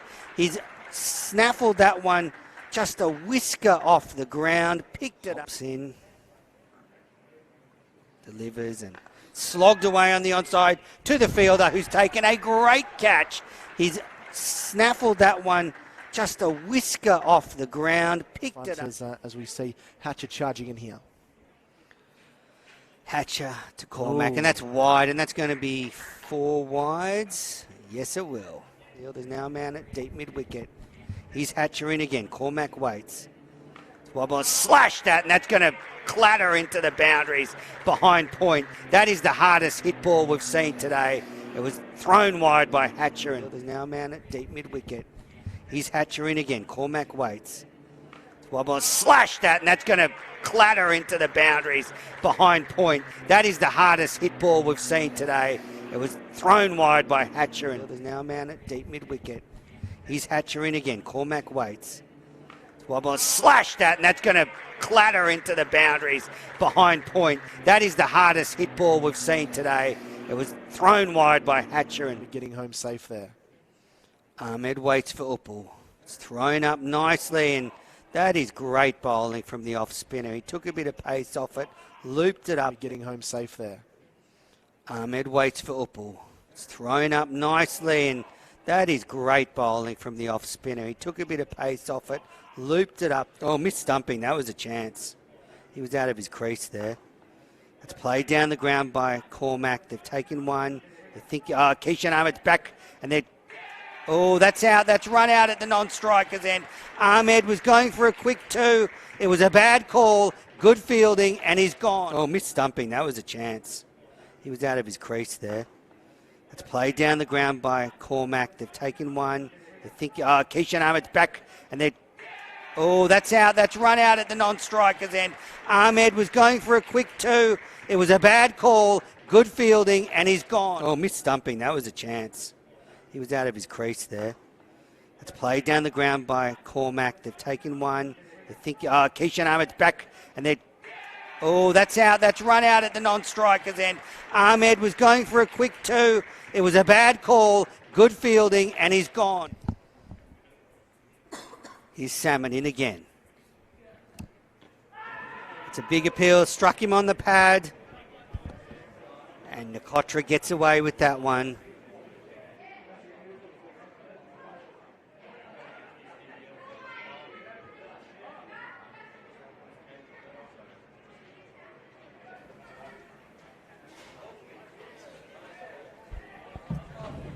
Welcome back to Bankstown Oval for the Kingsgrove Sports T20 clash, the semi-final between Bankstown and Fairfield-Liverpool.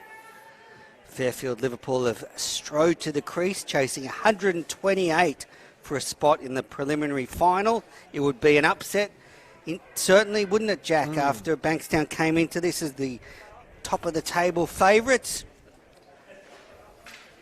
Yeah, certainly. They bowled and fielded really well, but Fairfield-Liverpool, they only lost 1 game in the regular season. They had 2 games that were rained out, but their last game was their only loss for the campaign. So they've had a pretty good season so far, and they'll be looking to keeping that going as we see them make their way out into the middle. So Jaden Simmons is going to face for the first ball. Spinner in, bowls the first ball, and it's played into the onside. No run. Well, they've opened with the spinner Ben Labas.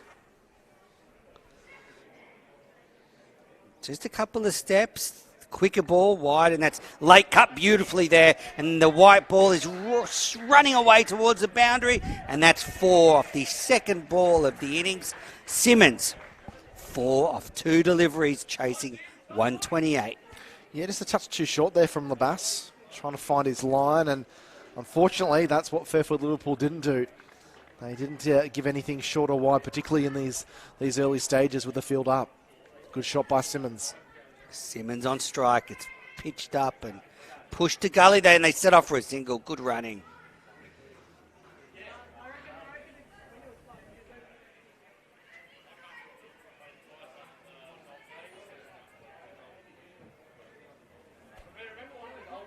Brings Shiravastara onto strike, the wicketkeeper.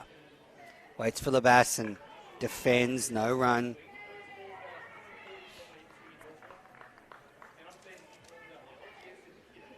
Nice fielding there in the offside. Shrivastava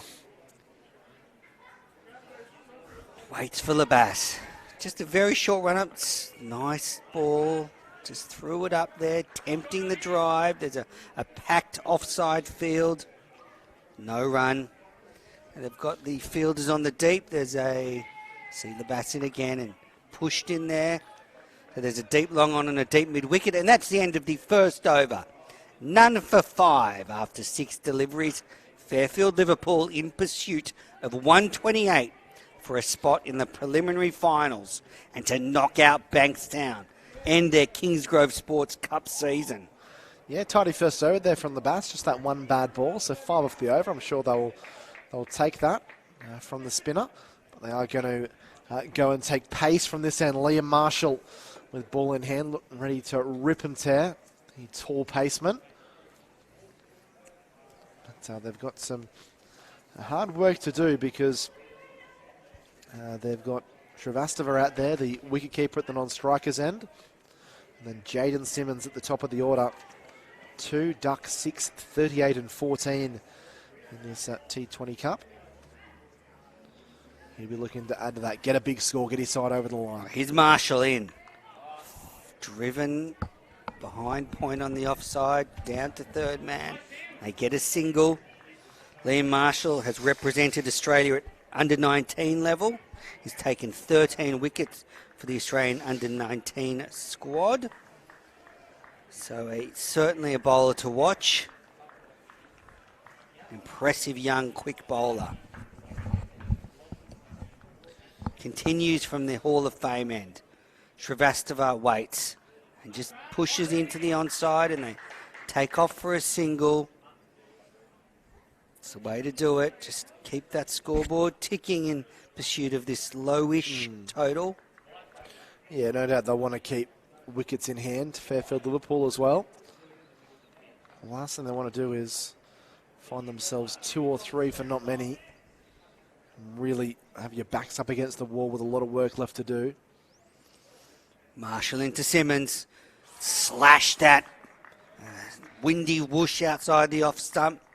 Looked like he was aiming for the gap over mid-wicket. Went through to the keeper. Marshall, this is the right idea, isn't it, Jack? When you're chasing a low total, if you can get off to a quick start in those first 6 overs, you just make the rest of the chase so much easier. Whereas if you get stuck in a hole, all of a sudden the required run rate starts going up and it can snowball. He's marshalling again and pushed into the onside and beautifully played towards the long on boundary. They've taken 2. The fielder's done a good slide there and got it back in and just kept them to 3. That was played in the gap between mid-wicket and mid-on, but in the air. That was the veteran Aaron Bird there chasing after that. 37-year-old legs looked pretty good. Looked like a 17-year-old charging down there. Slid well, made his feet first to bounce back off the outer fence there. But a good shot, taking some risks early on this opening pair. Already on 10. Marshall continues. Full ball played onto the onside. They thought about a single, but wisely decided not to take it. And they certainly would not want to repeat the errors of Bankstown and gift a wicket early with a run out. No, not at all. They've made a good start, this pair.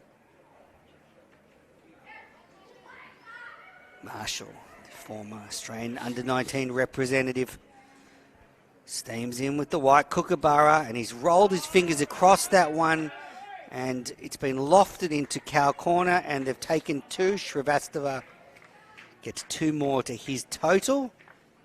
Nice change of pace there from the quick bowler. That's the end of the second over. The score here, none for 12 in this Kingsgrove Sports T20 Cup clash. Yeah, and I think we're already seeing the difference between the 2 bowling units. It hasn't been a bad start by any means by Bankstown, but they're just that little bit short out in front of the batsman, which gives them enough just to swing the bat And although we haven't seen that many that have really truly connected enough to clear the infield to pick up 2 runs on a couple of occasions, whereas Fairfield-Liverpool were bowling a lot tighter in closer to the batsman, not giving them a chance to, I guess, that swinging arc and swing the ball either down the ground or across the line. So a positive start here by the visitors, and it is going to be the veteran Bird who's going to come to the attack. He's had a brilliant campaign. He's been winding back the clock as Aaron Bird, and he'll be hoping to take some wickets here. Bird starts with a full ball right in the block hole, and Simmons just bunts it into the offside, no run. Aaron Bird, the former New South Wales fast bowler. He's been in red-hot form and is 2 for 25, 3 for 6, which included a hat-trick, 1 for 11 off 3, and 2 for 18 off 3. So 8 wickets at 7.5. Here he is again. Nice action. And it's played into the offside for a single. Simmons now moves along to 10 into double figures. He started well. To give you an idea of how long Aaron Bird's been playing, he actually played some grade cricket with the War Brothers when he was starting his career. Srivastava waits for Bird. And it's a full ball whipped away behind square on the onside for 4. That was a full pitch delivery, and Srivastava played that nicely. Uppish, but timed it beautifully. 4 runs. Yeah, they like that. Might have a few fans in the crowd. The wicketkeeper batsman, Srivastava, got inside that beautifully and knows that the field's up, so knows that the risk is minimal. Even if he doesn't get it out of the middle, it's going to be safe, but he got 4 on that occasion. Bird in again, beating the bat on the offside. Srivastava went to hit that straight down the ground and completely missed it. Aaron Bird is a T20 champion. He said his best memory playing for New South Wales was when they won the 2009 Champions Trophy, which some viewers might remember was the Champions League for the T20 comps all around the world. That's hit high in the air. Srivastava's hit that towards long on. The man's getting under it. Oh, and he's done a fantastic effort, but could not hold on to it. And Srivastava gets 2. Can't quite see who that was from here, Jack, but whoever it was at mid-on there, back, but the ball was coming over their head. So just got the fingertips to it. Yeah, it's always very hard when you're chasing a ball like that. You're trying to make up ground, but also keep your head in the air to find out where the ball is. Bird continues. No run. It's very positive here from both these batsmen, but particularly Srivastava. They obviously know that Aaron Bird is a bit of a linchpin for this Bankstown side. He's the chief destroyer for the attack. His economy rate coming into this game for this season is 4.9 runs and over, which is phenomenal for the 2020 competition. But just don't want to let him get settled. Try and pick up any runs they can while the field's up. And already we've seen 19 taken off 3 overs. That run rate currently at 6.33. About where it needs to be. So this has been positive without them really hitting their straps yet. Marshall to start his second over. It's short ball. It's hit in the air. The man at mid-off's coming around and he's taken the catch. And Simmons goes. He's gone for 10. Marshall gets the breakthrough. And was that Solway who took the catch, the captain? And the score now 1 for 19 here. Marshall gets the breakthrough, a much-needed wicket for Bankstown. Defending 128, they need wickets, and they've got one.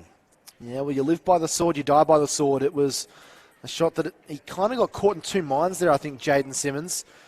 He was trying to, it almost looked like he was pulling it over the leg side, and then he cracked it over the offside, but just ballooned in the air. Solway is a very accomplished fielder, as we've seen in his New South Wales Blues days. He was never going to drop that to it comfortably. And the wicket that both Marshall and Bankstown have needed, that early breakthrough, getting rid of a player like Simmons that can really hit the cover off the ball, just brings Param Upal to the crease, who we know is a very accomplished batsman, but just may slow down this run rate a bit. He's coming off the back of a trio of not-outs. Here is Param Upal. Knocks of 1, and he didn't bat in the second game, then 30 not out, 49 not out, and 67 not out here So he's got 147 runs. He's only been dismissed once, Menace, so he's got a Bradman-esque average of 147. And he'll be looking to continue in that vein here this afternoon. Well, he's already had a good day with the ball, so he'll come out to the crease with a spring in his step. All right, Shrivastava now will be facing, and it's nudged away onto the onside off Marshall, and they've taken a single. Score now 1 for 20. I think it's still important for Fairfield-Liverpool to be positive, though.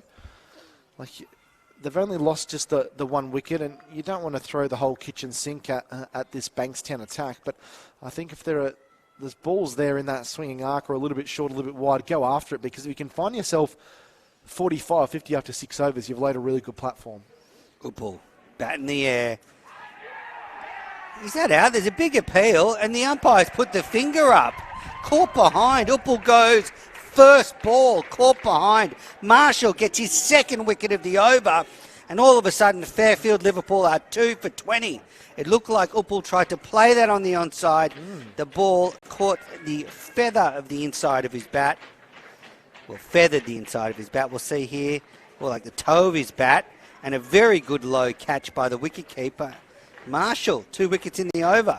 That's a huge wicket as well. I think the first wicket was certainly a big one, getting rid of Jaden Simmons, who looked in good touch, but Uppal's been superb with both bat and ball, but he goes for a golden duck, and all of a sudden, this game has been pulled back to even.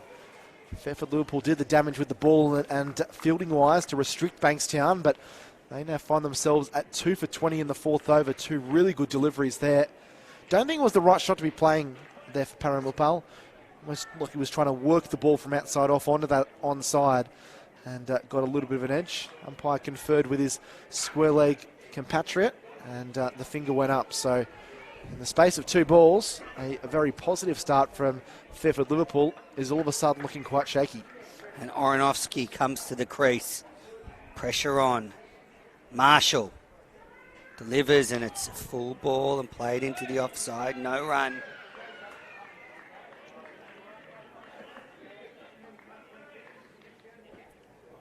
This Bankstown side of up and about now. You can hear the chatter. The men in blue know they need to keep taking wickets. Score 2 for 20 after 3.4 overs. Oronovsky waits. Marshall delivers, and it's a full ball, and it's tickled around to fine leg, and the ball's going to run away for 4. Just wait for the umpire signal. Yes, came off the bat. Oronovsky's off the mark with a nice little leg glance to fine leg for 4. Marshall will be disappointed there, just drifted on to the right-hander's pads and just worked it into the gap. No player at fine leg. Lots of room out there. There is a third man and a sweeper on the onside. Here's Marshall. Defended by Oronovsky, no run. The end of the 4th over. The score here 2 for 24. Fairfield-Liverpool need 128 to make it into the next round of this competition. Bankstown, well, they need to keep them below 127 to win the game. Or, Jack, super overtime. I know you're desperate for a super over. We could very well You've been saying see all summer that you want to commentate on a super over. Well, these low-scoring thrillers do have that vibe about them.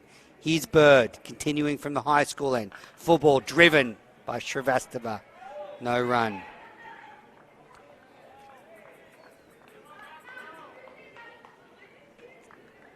All of a sudden, this game has tightened up. 2 early wickets. Marshall getting both of them in his last over. He's put the skids on this innings. It's all about partnership building here for Fairfield-Liverpool.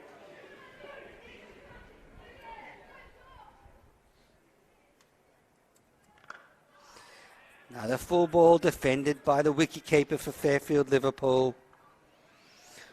A lot of responsibility now rests on his shoulders. He's on 10 off 13 deliveries. Fairfield 2 for 24. 104 off 94 deliveries needed. Here's Bird. Nice action, full ball driven, and they set off for a single, and they'll make it. Good play there from Shrivastava.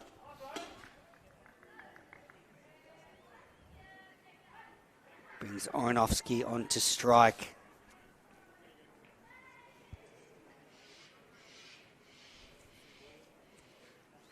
(103 off 93 balls. Very achievable. Here's Bird.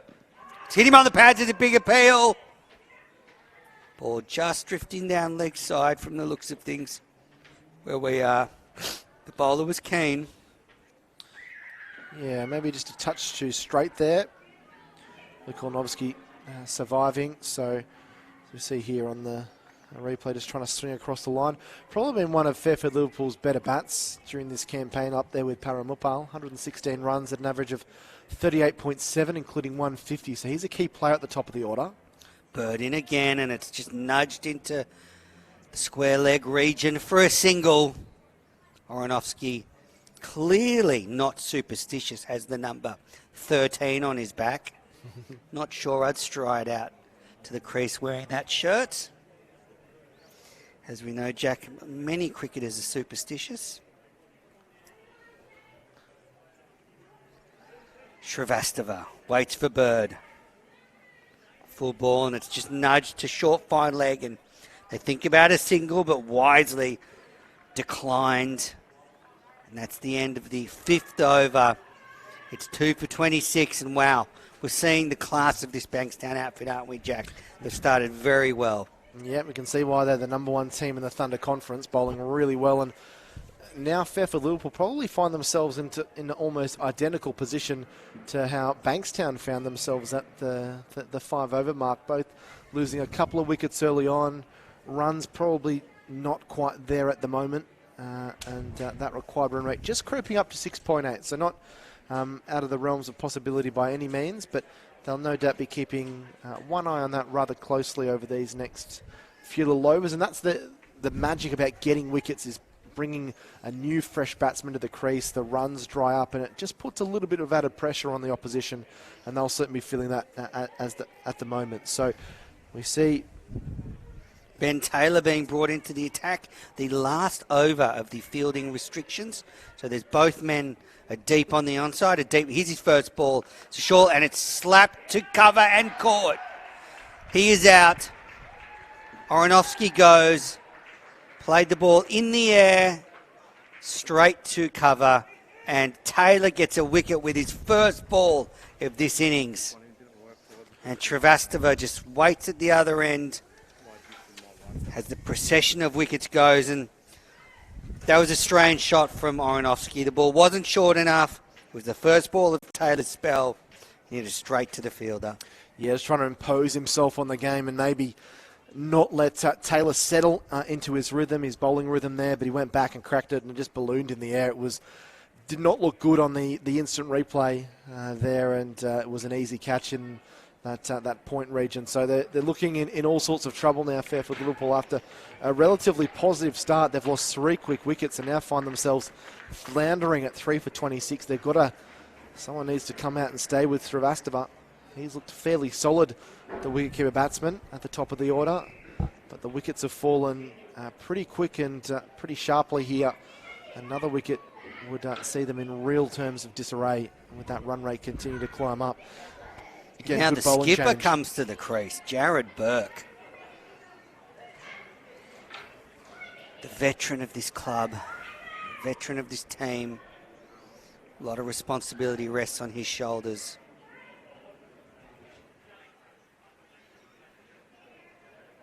Takes centre. So it's the last over of the fielding restrictions. There is a man at deep mid-wicket on the onside, and there's a deep long on for Taylor. And everyone's up on the offside. So that's maybe what Oranovsky was eyeing up, the vast empty spaces in the deep on the offside. But Taylor got the better of him and continues. Left arm orthodox over the wicket to Burke, who defends. No run. Yeah, I'm thinking those fielding restrictions may have played a bit of a part in Luke Oranovsky's shot there. Maybe trying to get a banjo before this power play ends. Taylor in, throws it up, and Burke drives powerfully to mid-off and no run. Third again, he can't stay out of the game. Couple of really nice pieces of fielding. He's been bowling really well. He's enjoying himself, the 37-year-old veteran. Burke waits for Taylor. Delivers down the ground, lofting over mid-off for 4. That was a class shot by Burke. Timed that beautifully. And that's his first boundary. The score now 3 for 30. Touch of class there, Jack. Yeah, beautiful use of the feet.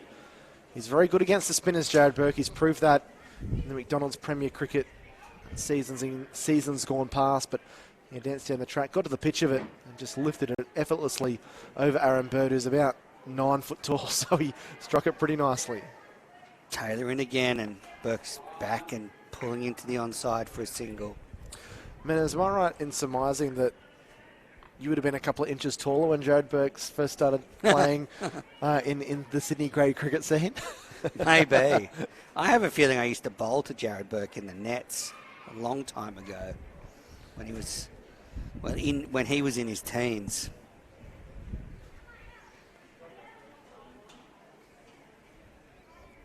Taylor in around the wicket. Nice change of pace there, and Shrivastava just played it back to the bowler. So the end of the power play, the score 3 for 31 after 6 overs. Fairfield-Liverpool need another 97 off 84 balls to win this semi-final. The Kingsgrove Sports T20 Cup. Yeah, and I think Burke could be a really important cog in this run chase. He's a player that's done it all. He's represented New South Wales at state level. He's obviously vastly experienced in the New South Wales Premier Cricket scene.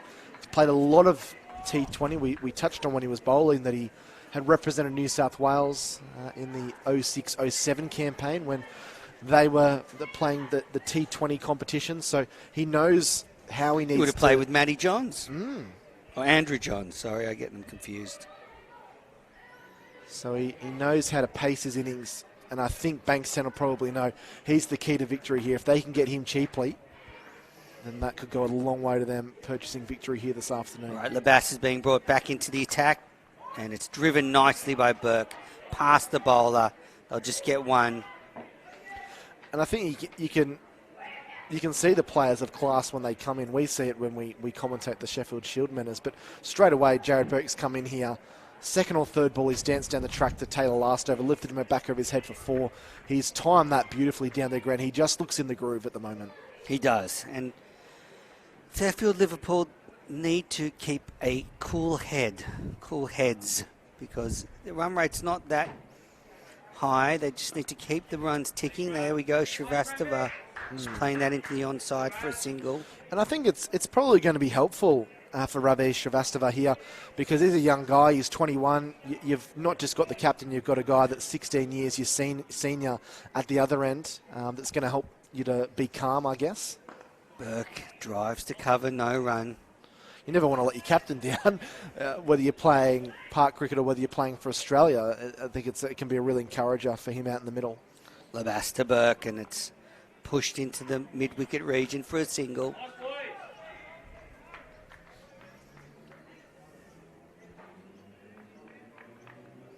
Shrivastava back on strike. 12 off 17. He's been at the other end while 3 wickets have fallen, and there he's driving at that one but can't time it.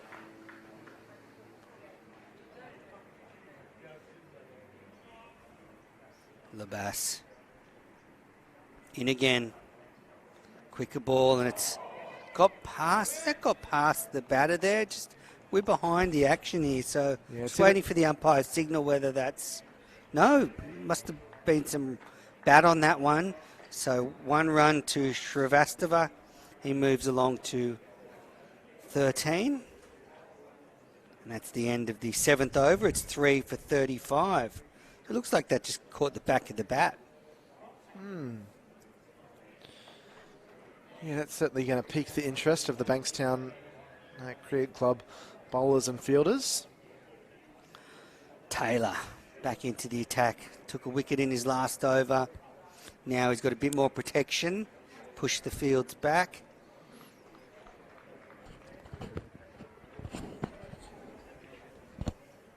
Just adjusting the field so there's a deep square leg, deep mid-wicket, deep long on, deep long off, and a deep cover.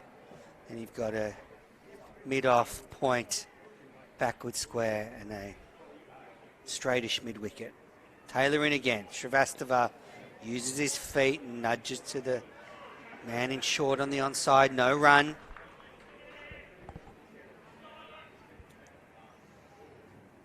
Bankstown are turning the screws here on their home ground. Taylor in again, and Srivastava pulls that into the deep for a single.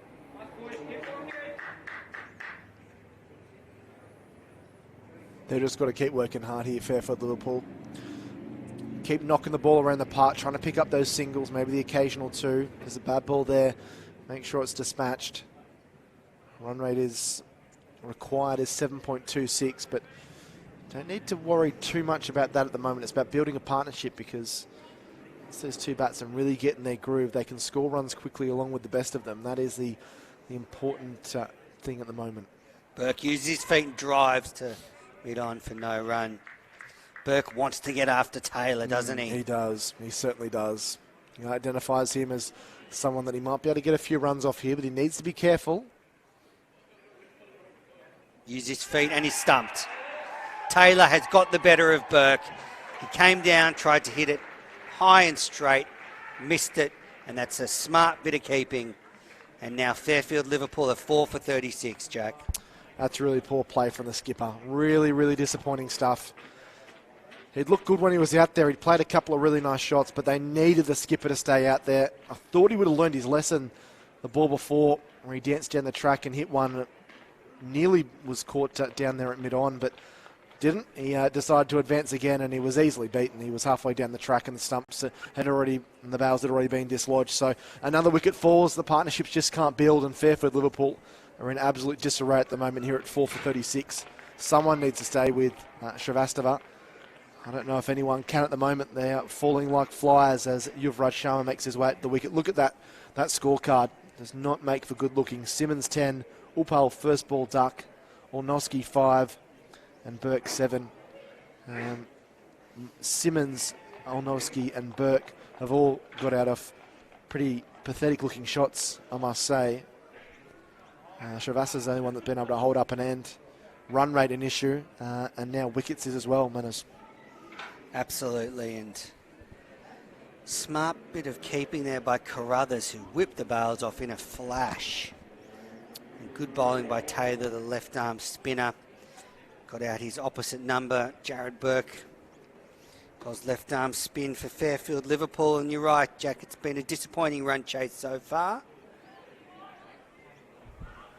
Can one of these two, Sharma or Srivastava, write themselves into the Fairfield-Liverpool record books with a famous backs to the wall victory?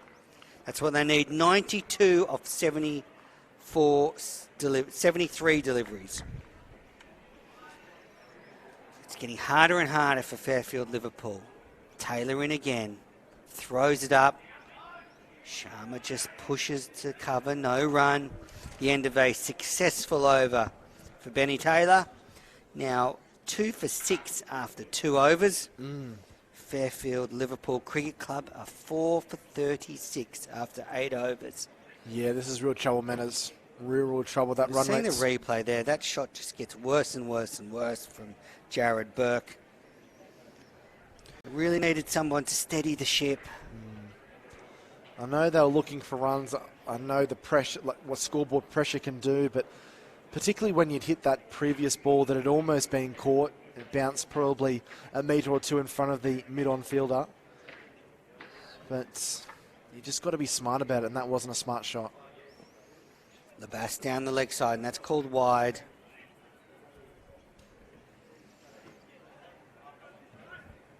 Four for 37. Because they're in a situation now, Manners, where I think these two batsmen are going to be the ones that have to get them over the line from here. Quicker ball pushed into the offside.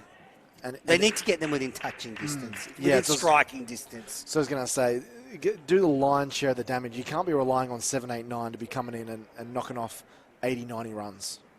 No, not at all. Shrivastava plays that to deep long on for a single. And the great irony is Shrivastava, who's probably one of the more inexperienced players on the side, has played the most maturely out of all of them, despite there being some more experienced players at the top of the order. But he's doing a good job. He needs to stay there, I think. He's looked rather assured. Played a couple of nice strokes as well. What can Sharma do? Facing Labas from the high school end, quicker and just nudged to short fine leg, no run. This Bankstown team are playing so well to begin this innings. No wonder they're top of the table in the Sydney Thunder Conference. Labas in again, and it's driven down the ground, and they scoot off for a single. They're just bowling really well to their field, Bankstown now. We've seen some quicker balls on leg stump when you've got a short fine leg up. All you can do is nudge it in that region. That ball fuller, it's got protection down the ground. Labas throws it up, and it's driven by Shrivastava for a single. There's nothing else you can do with that delivery. Shrivastava even wound up and tried to hit it a little bit harder, but all they're getting are singles from it. And with each single, that run rate just starts to creep up a little bit more. It's 7.88 runs per over now, so that scoreboard pressure just intensifies a little bit. Sharma drives that into the gap at mid-wicket, and they're going to look for two here. They'll think about it, but no, just one there. The end of the 9th over here at Bankstown Oval. The score 4 for 41. Fairfield-Liverpool need a further, well, they need to make 128, which looks a long way from here, that's for sure. Yeah, 87 required in 11 overs. Required around about 8 and over now. And we'll see another bowling change as Dan Nakotra will come into the attack. He did the damage with the bat, did Nakotra, and has an opportunity with his slow bowling skills to tighten those screws a little bit more here for the home side, who look well and truly up for the battle here. Probably didn't put their best foot forward with the bat, but have bowled and fielded really well after a little bit of an uncertain start. 4 wickets down for Fairfield-Liverpool. These two, Shrivastava and Sharma, need to dig their heels in, build a partnership of some sort here to try and get their side back in the game. All right, the leggy about to start. Couple of paces, throws it up, and it's chopped out by Sharma, no run.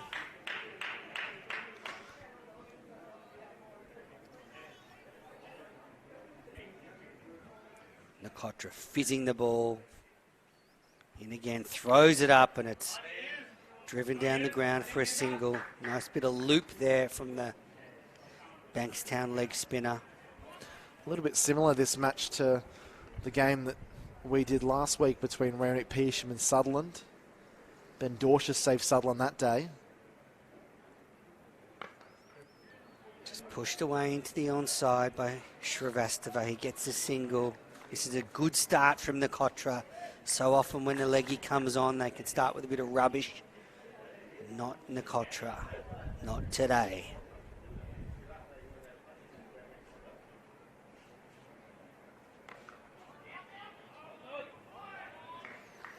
Yeah, do Fairfield-Liverpool have someone down the order who can smash a quick 50 like Dwarshus did last Sunday? Nakotra to Sharma, who's cutting that one nicely. And they'll just get 1 run. Man at deep point does the fielding. Score now 4 for 44. The required run rate just going up ever so slightly every ball. Last ball of Nakotra's first over. Will Shrivastava try and take him on? It's a very full ball. Worked away square on the onside for a single. The end of 10 overs here, 4 for 45. Yeah, well, it's been pretty much the perfect start here from Bankstown. They've bowled really well in some really good areas and have made it extremely difficult for Fairfield-Liverpool, one, to get any runs, and two, build any momentum or any types of partnership here. We're going to see a change in the bowling attack. Mitch Brown is coming into the attack for the first time today. Didn't get much of a hit with the bat, coming in at a rather uncertain position. But now he has the opportunity with the ball. Srivastava is on strike. He's 18 not out, as you can see there on the scorecard. So it's been tough going. 18 from 26 for the young opener.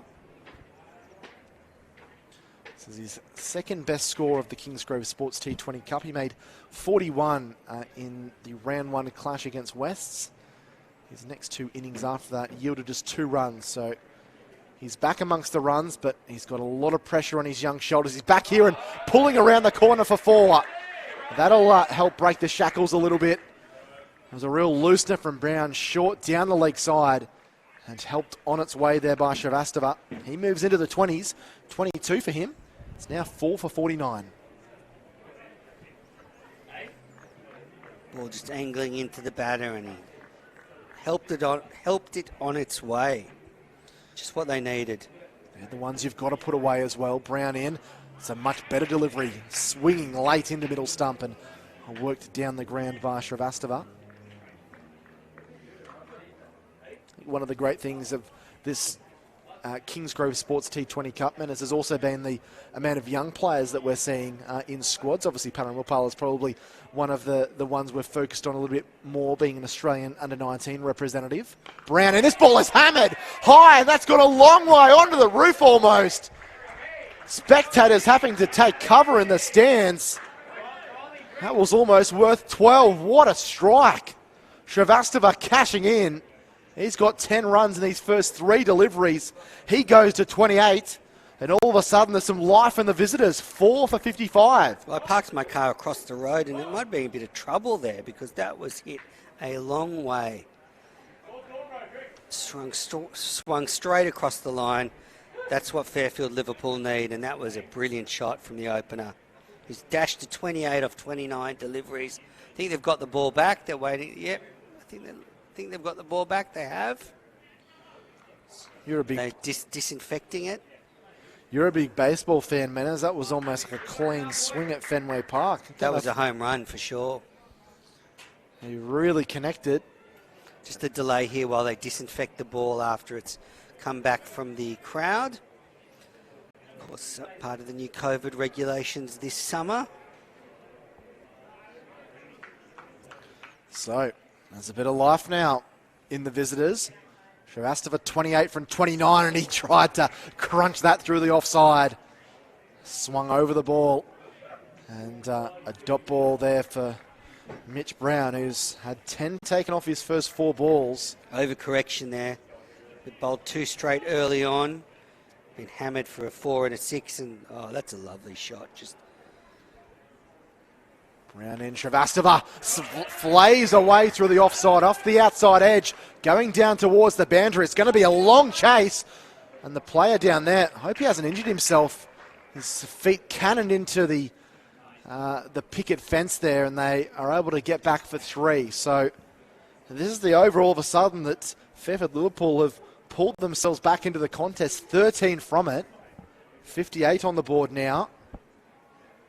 It's almost like watching, it was one-handed as well. He took one hand off the willow there as the ball raced away down to the third-man boundary. Sharma facing now. Sharma has to whip this ball away and does well. It's a really good walk, in-swinging Yorker there. And Sharma collects a single to end a very good over there for Fairfield-Liverpool. 14 from it.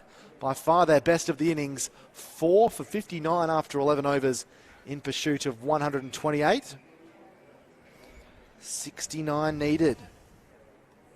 Jack, you were talking about some of the fantastic young players we've seen in this competition, and one thing that's become evident is how much of a springboard this is into playing in the Big Bash and getting a name in front of the people that put together these franchises. So it's a vital competition. It's vital to that's sort of feeding the big bash clubs. Nkotra, well, this leg spin, and Sharma rather simply just works that one down the ground. Chris Lynn's been playing up in Queensland in the equivalent T20 competition up there, and he's, I think in 4 matches, scored 430 runs with 3 centuries. Nkotra in, back, and just working that onto the onside. Finds the gap, Nkotra chases, but the batsmen are fine with just collecting the single. That'd be a tough day if you're a young bowler and you rock up ready to play your T20 Cup game on a Sunday afternoon, and Chris Lynn walks out to bat and hits 26s off you. Yeah, don't think there'll be too many young bowlers lining up to have that kind of pasting dished out to them. Back is Sharma and cutting forcefully, but straight to point.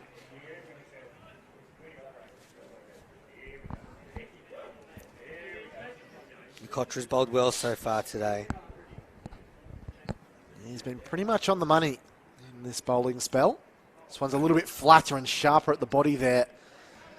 And Sharma awkwardly fends it out to mid-wicket. Adds another single to the total, 4 for 62. Sharma trying to get going, 7 from 13 for him. But he's hanging away with Srivastava, who's on a runner ball 32 at the moment.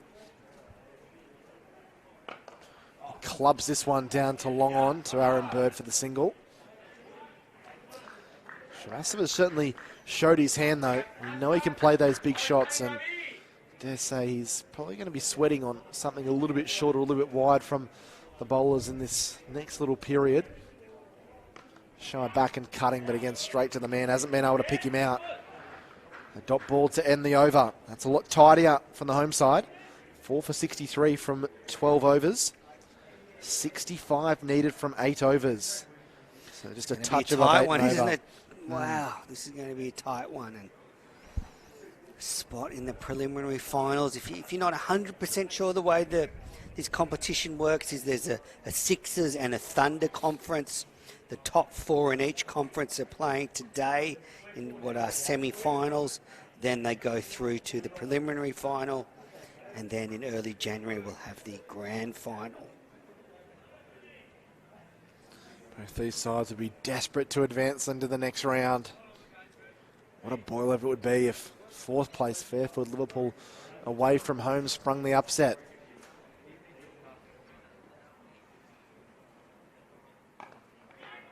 Ball worked down the ground as Ben Taylor comes back into the attack. Big, tall, slow bowler. It's a dot ball first up there to Srivastava.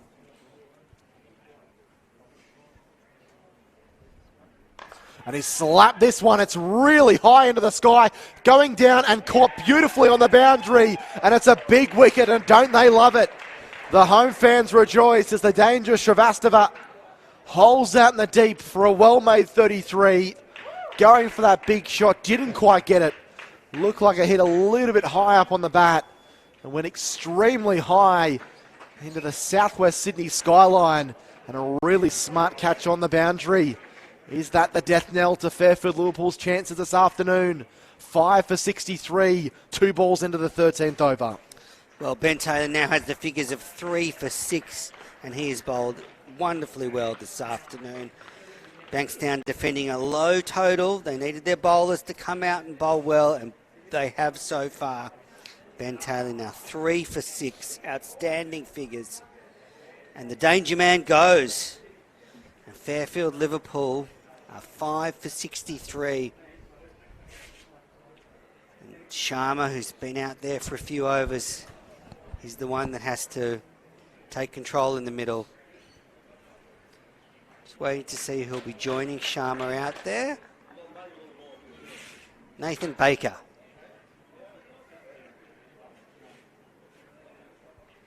That scorecard does not make for happy reading. Just 2 players into double figures. Duck 5-7 making up the rest, and only 1 extra in this innings. Of course, there was 5 and 1 ball by Fairfield-Liverpool. Taylor, who has 3 for 6, continues. And this ball, there's a stumping appeal. He's gone. He's got 2 and 2 balls. Taylor's got 4 for 6. And Bankstown are on fire. Baker has to depart. Gone for a first ball duck. He's looks a little bit bemused and almost seemed to ask the question as he walked past the square leg umpire. And Fairfield-Liverpool are now 6 for 63. In fact, it was Sharma that the man that has been dismissed. Baker at the non-striker's end. It's been an unfortunate innings for Sharma, soaking up 15 balls for just 7. Smart bit of work by Carruthers there behind the stumps. His second stumping of the day. Whipped the bails off in a flash. And Sharma looked disappointed with the decision. See, we'll see on the replay here. The ball cannoned off his pads. And Carruthers grabbed the ball and whipped off the bails. Very tight decision. Yeah, I think he might have a reason to be a little bit upset about that, but unfortunately, that's the way it goes sometimes. He's had to depart, stumped for 7. 6 for 63 now, man. There's only 4 wickets left. Hat-trick delivery. And Gurantindra Singh makes his way out to the middle. Now what can Singh do? You called a hat-trick before, Jack? I know you have. Sorry. I don't want to hear this story again. Sorry, viewers. Well, let's see. Taylor's got 4 for 6. Remarkable figures. Singh waits for the hat-trick ball. He's forward and defending. Back down the ground. Some screams in the media box up here. A few of the Bankstown supporters and staff thought that it was almost going to be 3 wickets and 3 balls. Singh forward and defending again. And those screws being tightened. No runs off this over so far. Could be a double wicket maiden in a T20 game. Taylor figures of 4 for 6. Last ball of the over. Conrad up above 9 and Singh's forward, but it won't be a maiden. He flicks it down towards long on for the single. So he'll retain the strike. Singh off the mark. Baker yet to score. 2 new batsmen at the crease, and they are floundering the visitors. They got themselves back in the game a few overs prior, but they lose 2 for 1 in that over. Taylor has 4 for 7 from 3, and Fairfield-Liverpool 6 for 64. The required run rate above 9 and over now.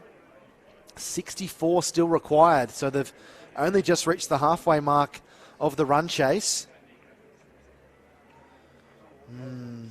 It's hard for an umpire that because it almost looked like it was simultaneous. He wasn't sliding the bat, he was slapping the bat over the popping crease. And this ball takes the leading edge and bounces just shy of the fielder coming in there on the offside. There's lots of nerves out there for the visitors now. 6 for 64. Kocharian on the pads and clipped away down to long on. They think about a second to be suicidal if they even contemplated it. And Nakotra continues to bowl tidily here. Into his 3rd over, figures of none for 9. He's done a job for his captain. As of pretty much all of the bowlers that Dan Solway has given the white pill to this afternoon. And now we'll see Baker with his first opportunity. He's been at the non-striker's end, seeing a wicket fall.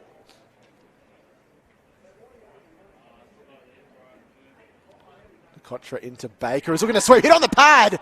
Strong appeal, but the umpire very quickly with a shake of the head. Heart in the mouth type stuff here from the visitors. They clinging on to life dearly at the moment. At 6 for 65. Nakotra in, he advances, lofts this one. Solway comes around, takes the catch, and it's a full-on implosion from the visitors now.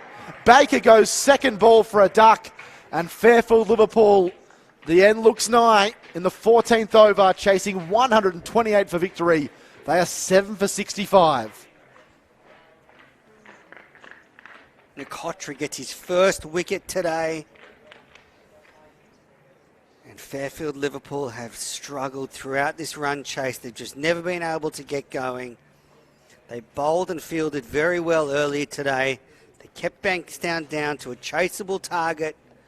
But Liam Marshall, Ben Taylor, and now Nakotra have taken wickets at regular intervals. And Bankstown look to be marching on to the next round in the Kingsgrove Sports T20 Cup.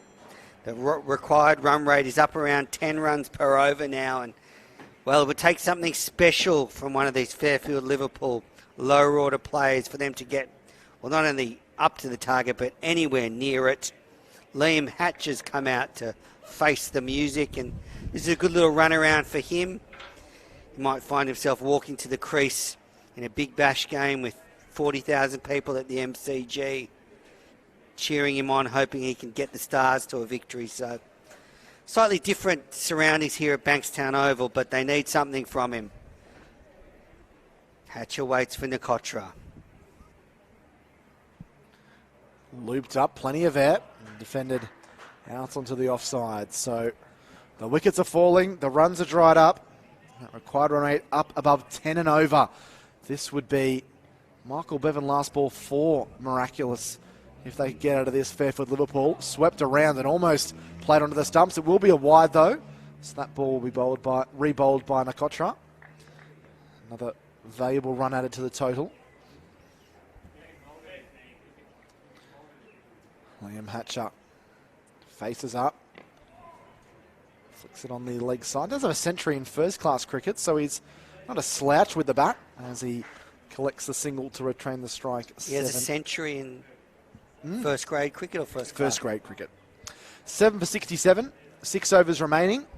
So it's going to be tough work from here in Menas. We've been talking about Aaron Bird across this broadcast, and one of my friends on Facebook, formerly of Cricket New South Wales, Jared Seifert, who was working in the participation role up there in Coffs Harbour, he's actually moved over to Canada in a COVID year of all things, and he said that he knocked Aaron Bird over in the nets when he was 17 at Lismore at the Festival of Cricket in 2010. So he even has the ball, which was signed by Aaron Bird. So that was no doubt a prize wicket for Jared there when he was playing.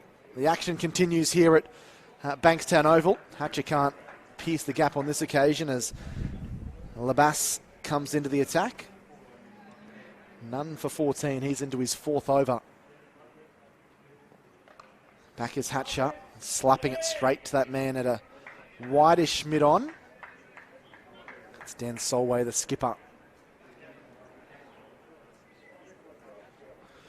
He tries to shuffle across the crease and try and slap that one over mid-wicket. 3rd consecutive dot ball.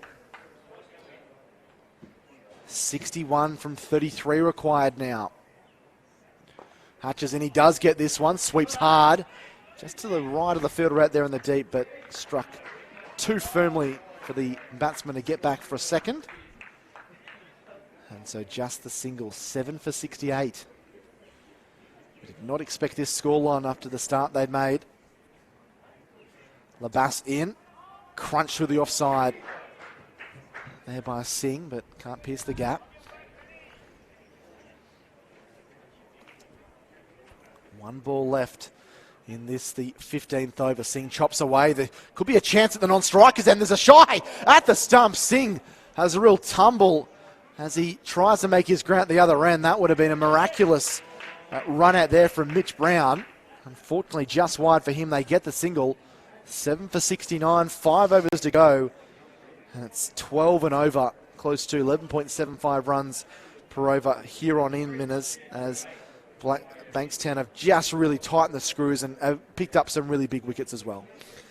Yeah, thanks, Jack. You're right. This has been an all-round performance by Bankstown in the field. They just have not let up at all. They've been relentless. All the bowlers have really landed the ball on a spot. Nikotra in this ball worked it down the ground, and they'll just settle for the single. But I think Fairfield-Liverpool will look at this run chase with some frustration, Jack. Just never been able to get going, never been able to get a partnership together, and probably threw away a few too many early wickets. Oh, that's a big hit going out towards the deep. They're not going to be able to get it. It's hit the fence on the full, I believe. So I think this is going to be counted as 6. It will. So a lofty blow to the leg side there by Liam Hatcher, something that he was trying to do in the last over. And is there a few little fireworks that are just conferring? I think the Bankstown players saying maybe it did bounce into the fence. No, the guy deep mid-wicket signalled 6, so good sportsmanship from the home side. Important strike there, 7 for 76, 52 from 28 now. And he tries to do it again, but a swing and a miss. What we want to see, isn't it, Jack? Yeah. This is T20 cricket. No prizes for second place. Well, there's no the point. loser goes home today, so you may as well go down swinging. No point putting the cue in the rack at this stage. Nakotra short and wide and cut hard out to Solway for the single. 7 for 77. And this is the 16th over. 51 off 26 balls is still very achievable. Yeah, a couple of big sixes, maybe a couple of fours. All of a sudden you drag yourself back into the contest. And Singh using the pace of the ball there. And they scurry through for a single. Hatcher dives, even though the ball was not in the hands of the fielder.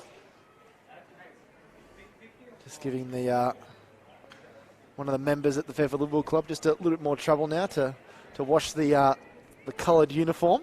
And we see the fielders in the deep, just backing up towards the fence. Oh, delicate by Hatcher. He tried to play that behind square on the onside. And that's the end of the 16th over. The score here, 7 for 68, 7 for 78. The 50 required of 4 overs. Yeah, Even I could do that maths, Jack. Yeah, very well done. I'm very impressed, Manners. I've been working on it the last few games. Hatcher desperately wanted the single off that last ball. He would have loved to be on strike. Singh, from what we've seen, doesn't look like a huge hit of the ball, more of a worker of the ball around the wicket. I wouldn't be surprised if the conversation is just to try and get a single. Oh, Ben Taylor back into the attack and striving for his 5th wicket. The stunning figures of 4 for 7 off 3 overs. Here he comes. It's been a superb spell of spin bowling, but a dot ball. They don't need that, Fairfield-Liverpool.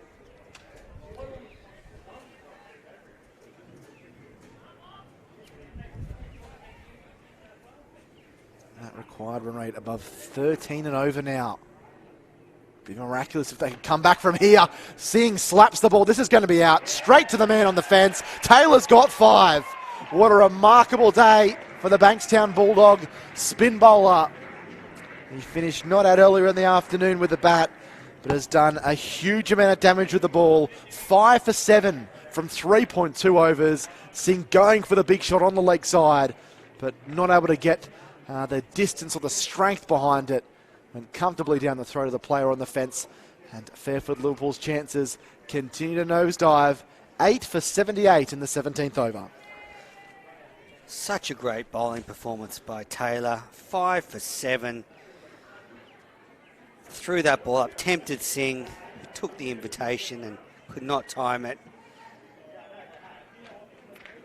Smart catch in the outfield, and Hatcher's on strike now. And well, Taylor will be licking his lips because there is a chance here he could get 6 or 7 wickets with 4 balls to go in this over. Hatcher and Samet will have to go down swinging. Anything could happen. 5 for 7. Hatcher's on strike. We could see some fireworks here, Manners. Could be a wicket, could be a 6, could be a 4. Anything could happen. Taylor comes into Hatcher, is back and cutting. Forcefully gets it through the infield. Going down towards the boundary. This will be 4. That's a good shot from Liam Hatcher. He moves to 13.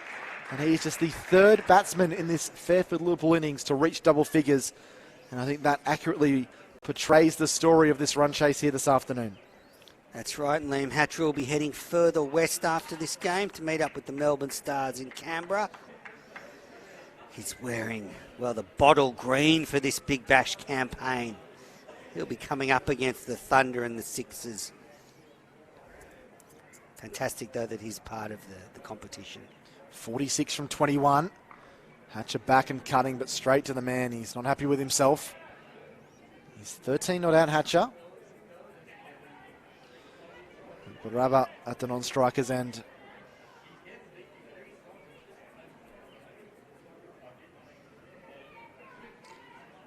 Taylor into Hatcher. He's hit. This one could be close. It's cannoned off the pad and dribbled past Carruthers, the keeper, and they scamper through for a leg bye. That isn't going to help the cause of Fairfield-Liverpool, mate, for 83. Ben Taylor there searching and pleading with the umpire for his 6th wicket. We'll see Hatcher move across the crease, but he was a long way down the pitch is where he was struck. Baraba to Taylor, sweeps nicely. Bit of work for the man out in the deep who slides nicely. They're going to come back for a second here. Could be close. A long and searching dive there from Josh Baraba. Gets into his crease. 2 valuable runs there. Hatcher will retain the strike though. 3 overs remaining. 8 for 85. Hatcher 13. Baraba 2 off his first ball. And congratulations to Benny Taylor. 5 for 13 from 4 overs. A remarkable bowling performance today, and probably the best T20 bowling performance of this Kingsgrove Sports T20 Cup season, Manners. Yeah, fantastic performance. He's managed to keep these batters quiet. I thought his wicket at Jared Burke was vital to get the opposition skipper who was looking to take him on and got him out stumped. And a couple of handy stumpings behind the wicket by Nick Carruthers. It's a good keeping and good backing up of his spinner, but it's been all Bankstown in the field. Now they've brought Simpson into the attack, the all-rounder. Yep, first opportunity with the ball here for Brad Simpson. Well, Hatcher's got to go for it. 43 off 18. Fairfield-Liverpool need a massive over. They need a huge over here.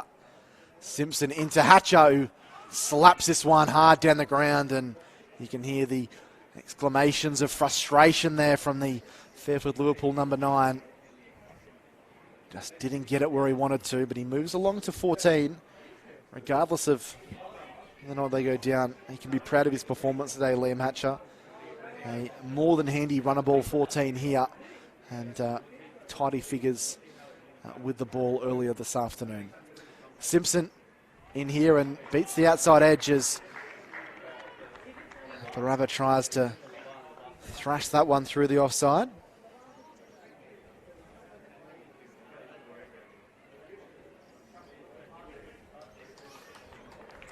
Well, this game is quickly drifting away from Fairfield-Liverpool. It certainly is. They need some big hits. They need to come very, very quickly. Simpson in, and Baraba's trying to work this one down the ground. They're going to come. No, they're not. They're not going to come back for a second because Aaron Bird cuts it off. He's had a good afternoon once again, particularly in the field. Very agile for a 37-year-old fast bowler, that's for sure. And the other 2 semi-finals that are going on, Manners, looking like they're going down the same path as this one. Sutherland 5 for 104 with 6 overs remaining, chasing 180 against Gordon. Give you the rest after this delivery from Simpson. Short, comes off the high bit of the bat and just loops on the leg side for the single. The bowler fell over there in his follow through. Got up to do the fielding. And at Old Kings Oval, Parramatta 6 for 172 off their 20 overs. Hawkesbury, 1 ball left in the 15th over, 5 for 112. So looking more and more likely that Gordon and Parramatta will join Bankstown in the next stage of the Kingsgrove Sports T20 Cup. Also, anything can happen from here though. Simpson in as it's crunched out to the offside, and a single is picked up. They're 8 for 89. And we hope you've enjoyed the coverage of this game that's been exclusively streamed on the Daily Telegraph website and app. It's fantastic that they're covering the Kingsgrove Sports T20 Cup. And we hope you've enjoyed this semi-final. In 2 weeks, we'll have the preliminary finals. Last ball of the 18th. Good first over here from Simpson. And it's hit. It's come back and hit him on the shoulder. He wasn't facing the ball, thankfully, and they'll get through for a single. Maybe he stopped 4 runs there because it was hit pretty firmly by Hatcher. He'll collect a single, and with 2 overs to go, it doesn't look like the miracle run chase we pulled off. 8 for 90, but let's take another look at this instant replay, Manners. Oh, glad it didn't hit him in the head. Hit him in the shoulder and almost landed on the stumps at the non-strikers. That would have been out. That would have been a remarkable run out, wouldn't it? That would have been one for the highlight reels. One for the news broadcasts around the country. So 38 required from 2 overs. Not quite the Zampa nose treatment that we saw No, that's the Big right. Bash a few years ago, where the ball was hit back at Adam Zampa and deflected off his schnoz and onto the stumps at the non-strikers end. Well, Marshall back into the attack. He's bowled beautifully today. The Australian under-19 representative, 2 for 12 off his 2 overs. He's looked good. In comes Marshall. Hatcher on strike. He again doesn't time it. They might come back for a second here. They will. This is good running as he runs to the danger end. And Hatcher is able to come back for a second.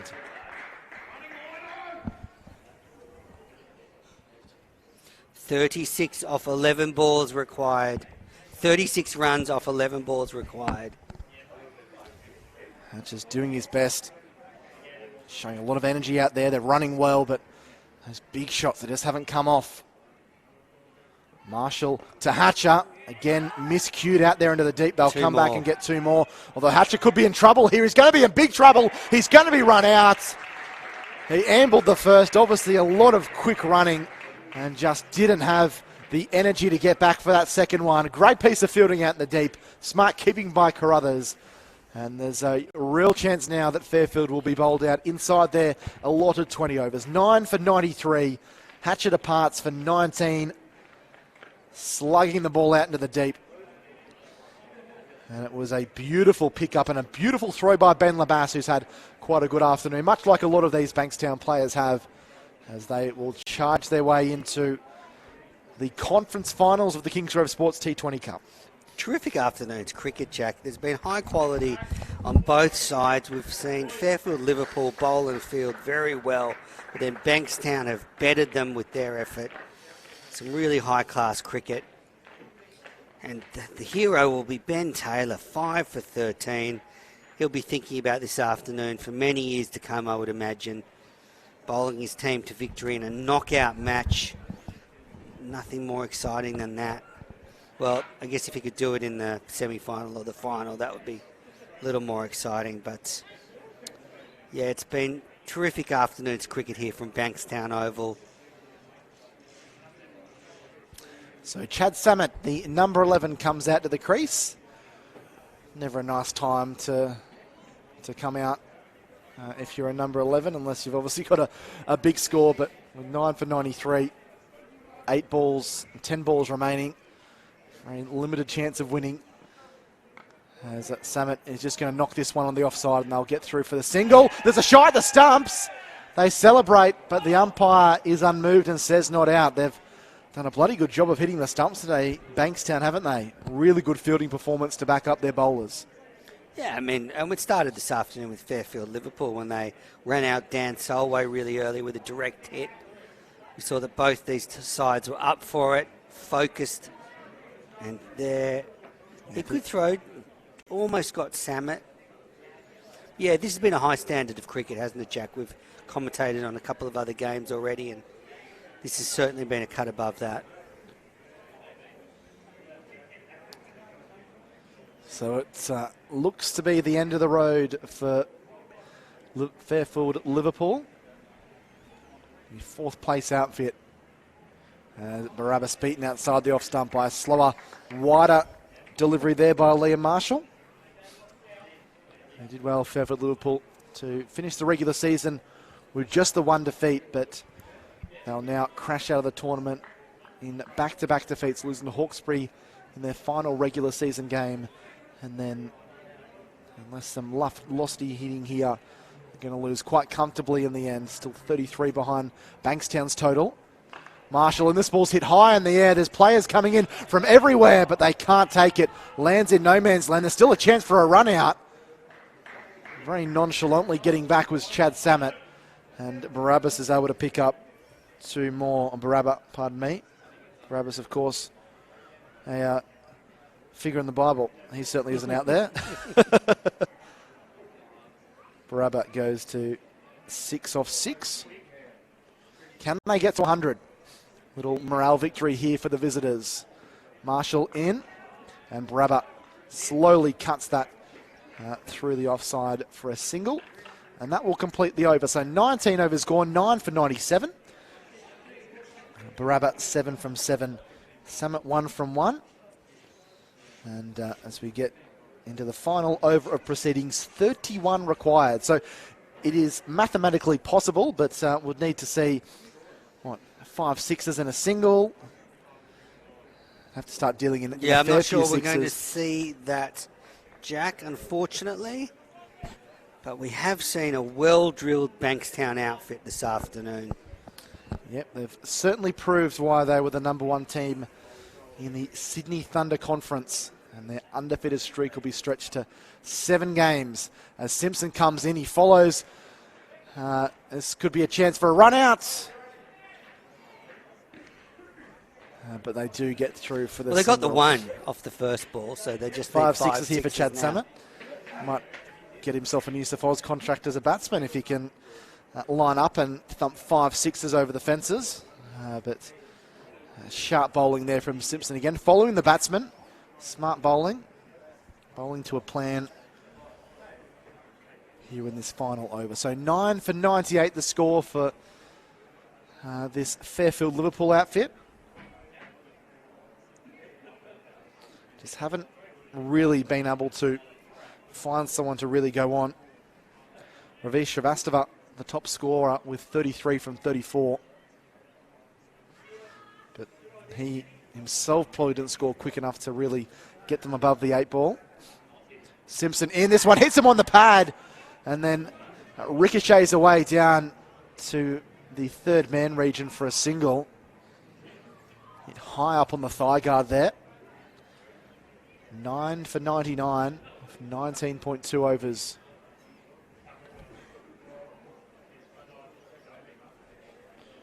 It's been good bowling here from Simpson. He's been brought on late, but he's proving to his captain that he can be relied upon to potentially bowl the death overs in the next sudden death fixture.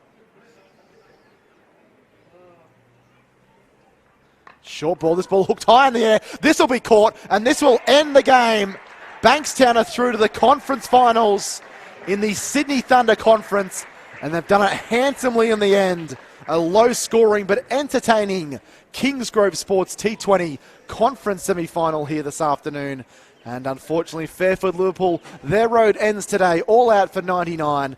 The last man out was Barabba trying to hook around the corner, and it ballooned off the shoulder of the bat and was taken comfortably at backwards square leg. So Simpson gets his name into the scorecard, picking up the 10th and final wicket. And it's all over a 28-run victory here for the Bankstown Bulldogs Cricket Club. They move on to the Thunder Conference Finals, where, men, as I believe they will be taking on the winner of the match between Parramatta and Hawkesbury, which at the moment Hawkesbury 6 for 131, chasing 172 with 3 overs to go. So a good chance that it's going to be a cracking conference final there in a couple of weeks' time between Bankstown and Parramatta, potentially at this very ground on the home side. What did you make of both these sides' performances, with Bankstown running at winners by 28 runs? Yeah, complete performance from Bankstown in the field. I'll run through their bowling figures. Labass, 4 overs, none for 16. Liam Marshall, 3 overs, 2 for 19. Aaron Bird, 2 overs, none for 9. Ben Taylor, the hero, 4 overs, 5 for 13. Yes, you heard that correctly, 5 for 13. Dan Nikotra, 4 overs, 1 for 20, bowled well to leggy and partnered with his 20 off 14 deliveries in the Bankstown batting innings. A good performance. Brown, none for 14 off 1 over, and Simpson 1 for 5 off his 1.2 overs. Very comprehensive win for Bankstown, and they will go into the next round of this competition filled with confidence after this performance. Yeah, brilliant bowling and fielding performance by them. A low-scoring game, but it certainly wasn't without drama and without excitement. A 28-run win there for the Bankstown Cricket Club after they were able to get a competitive total in the first innings here at Bankstown Oval.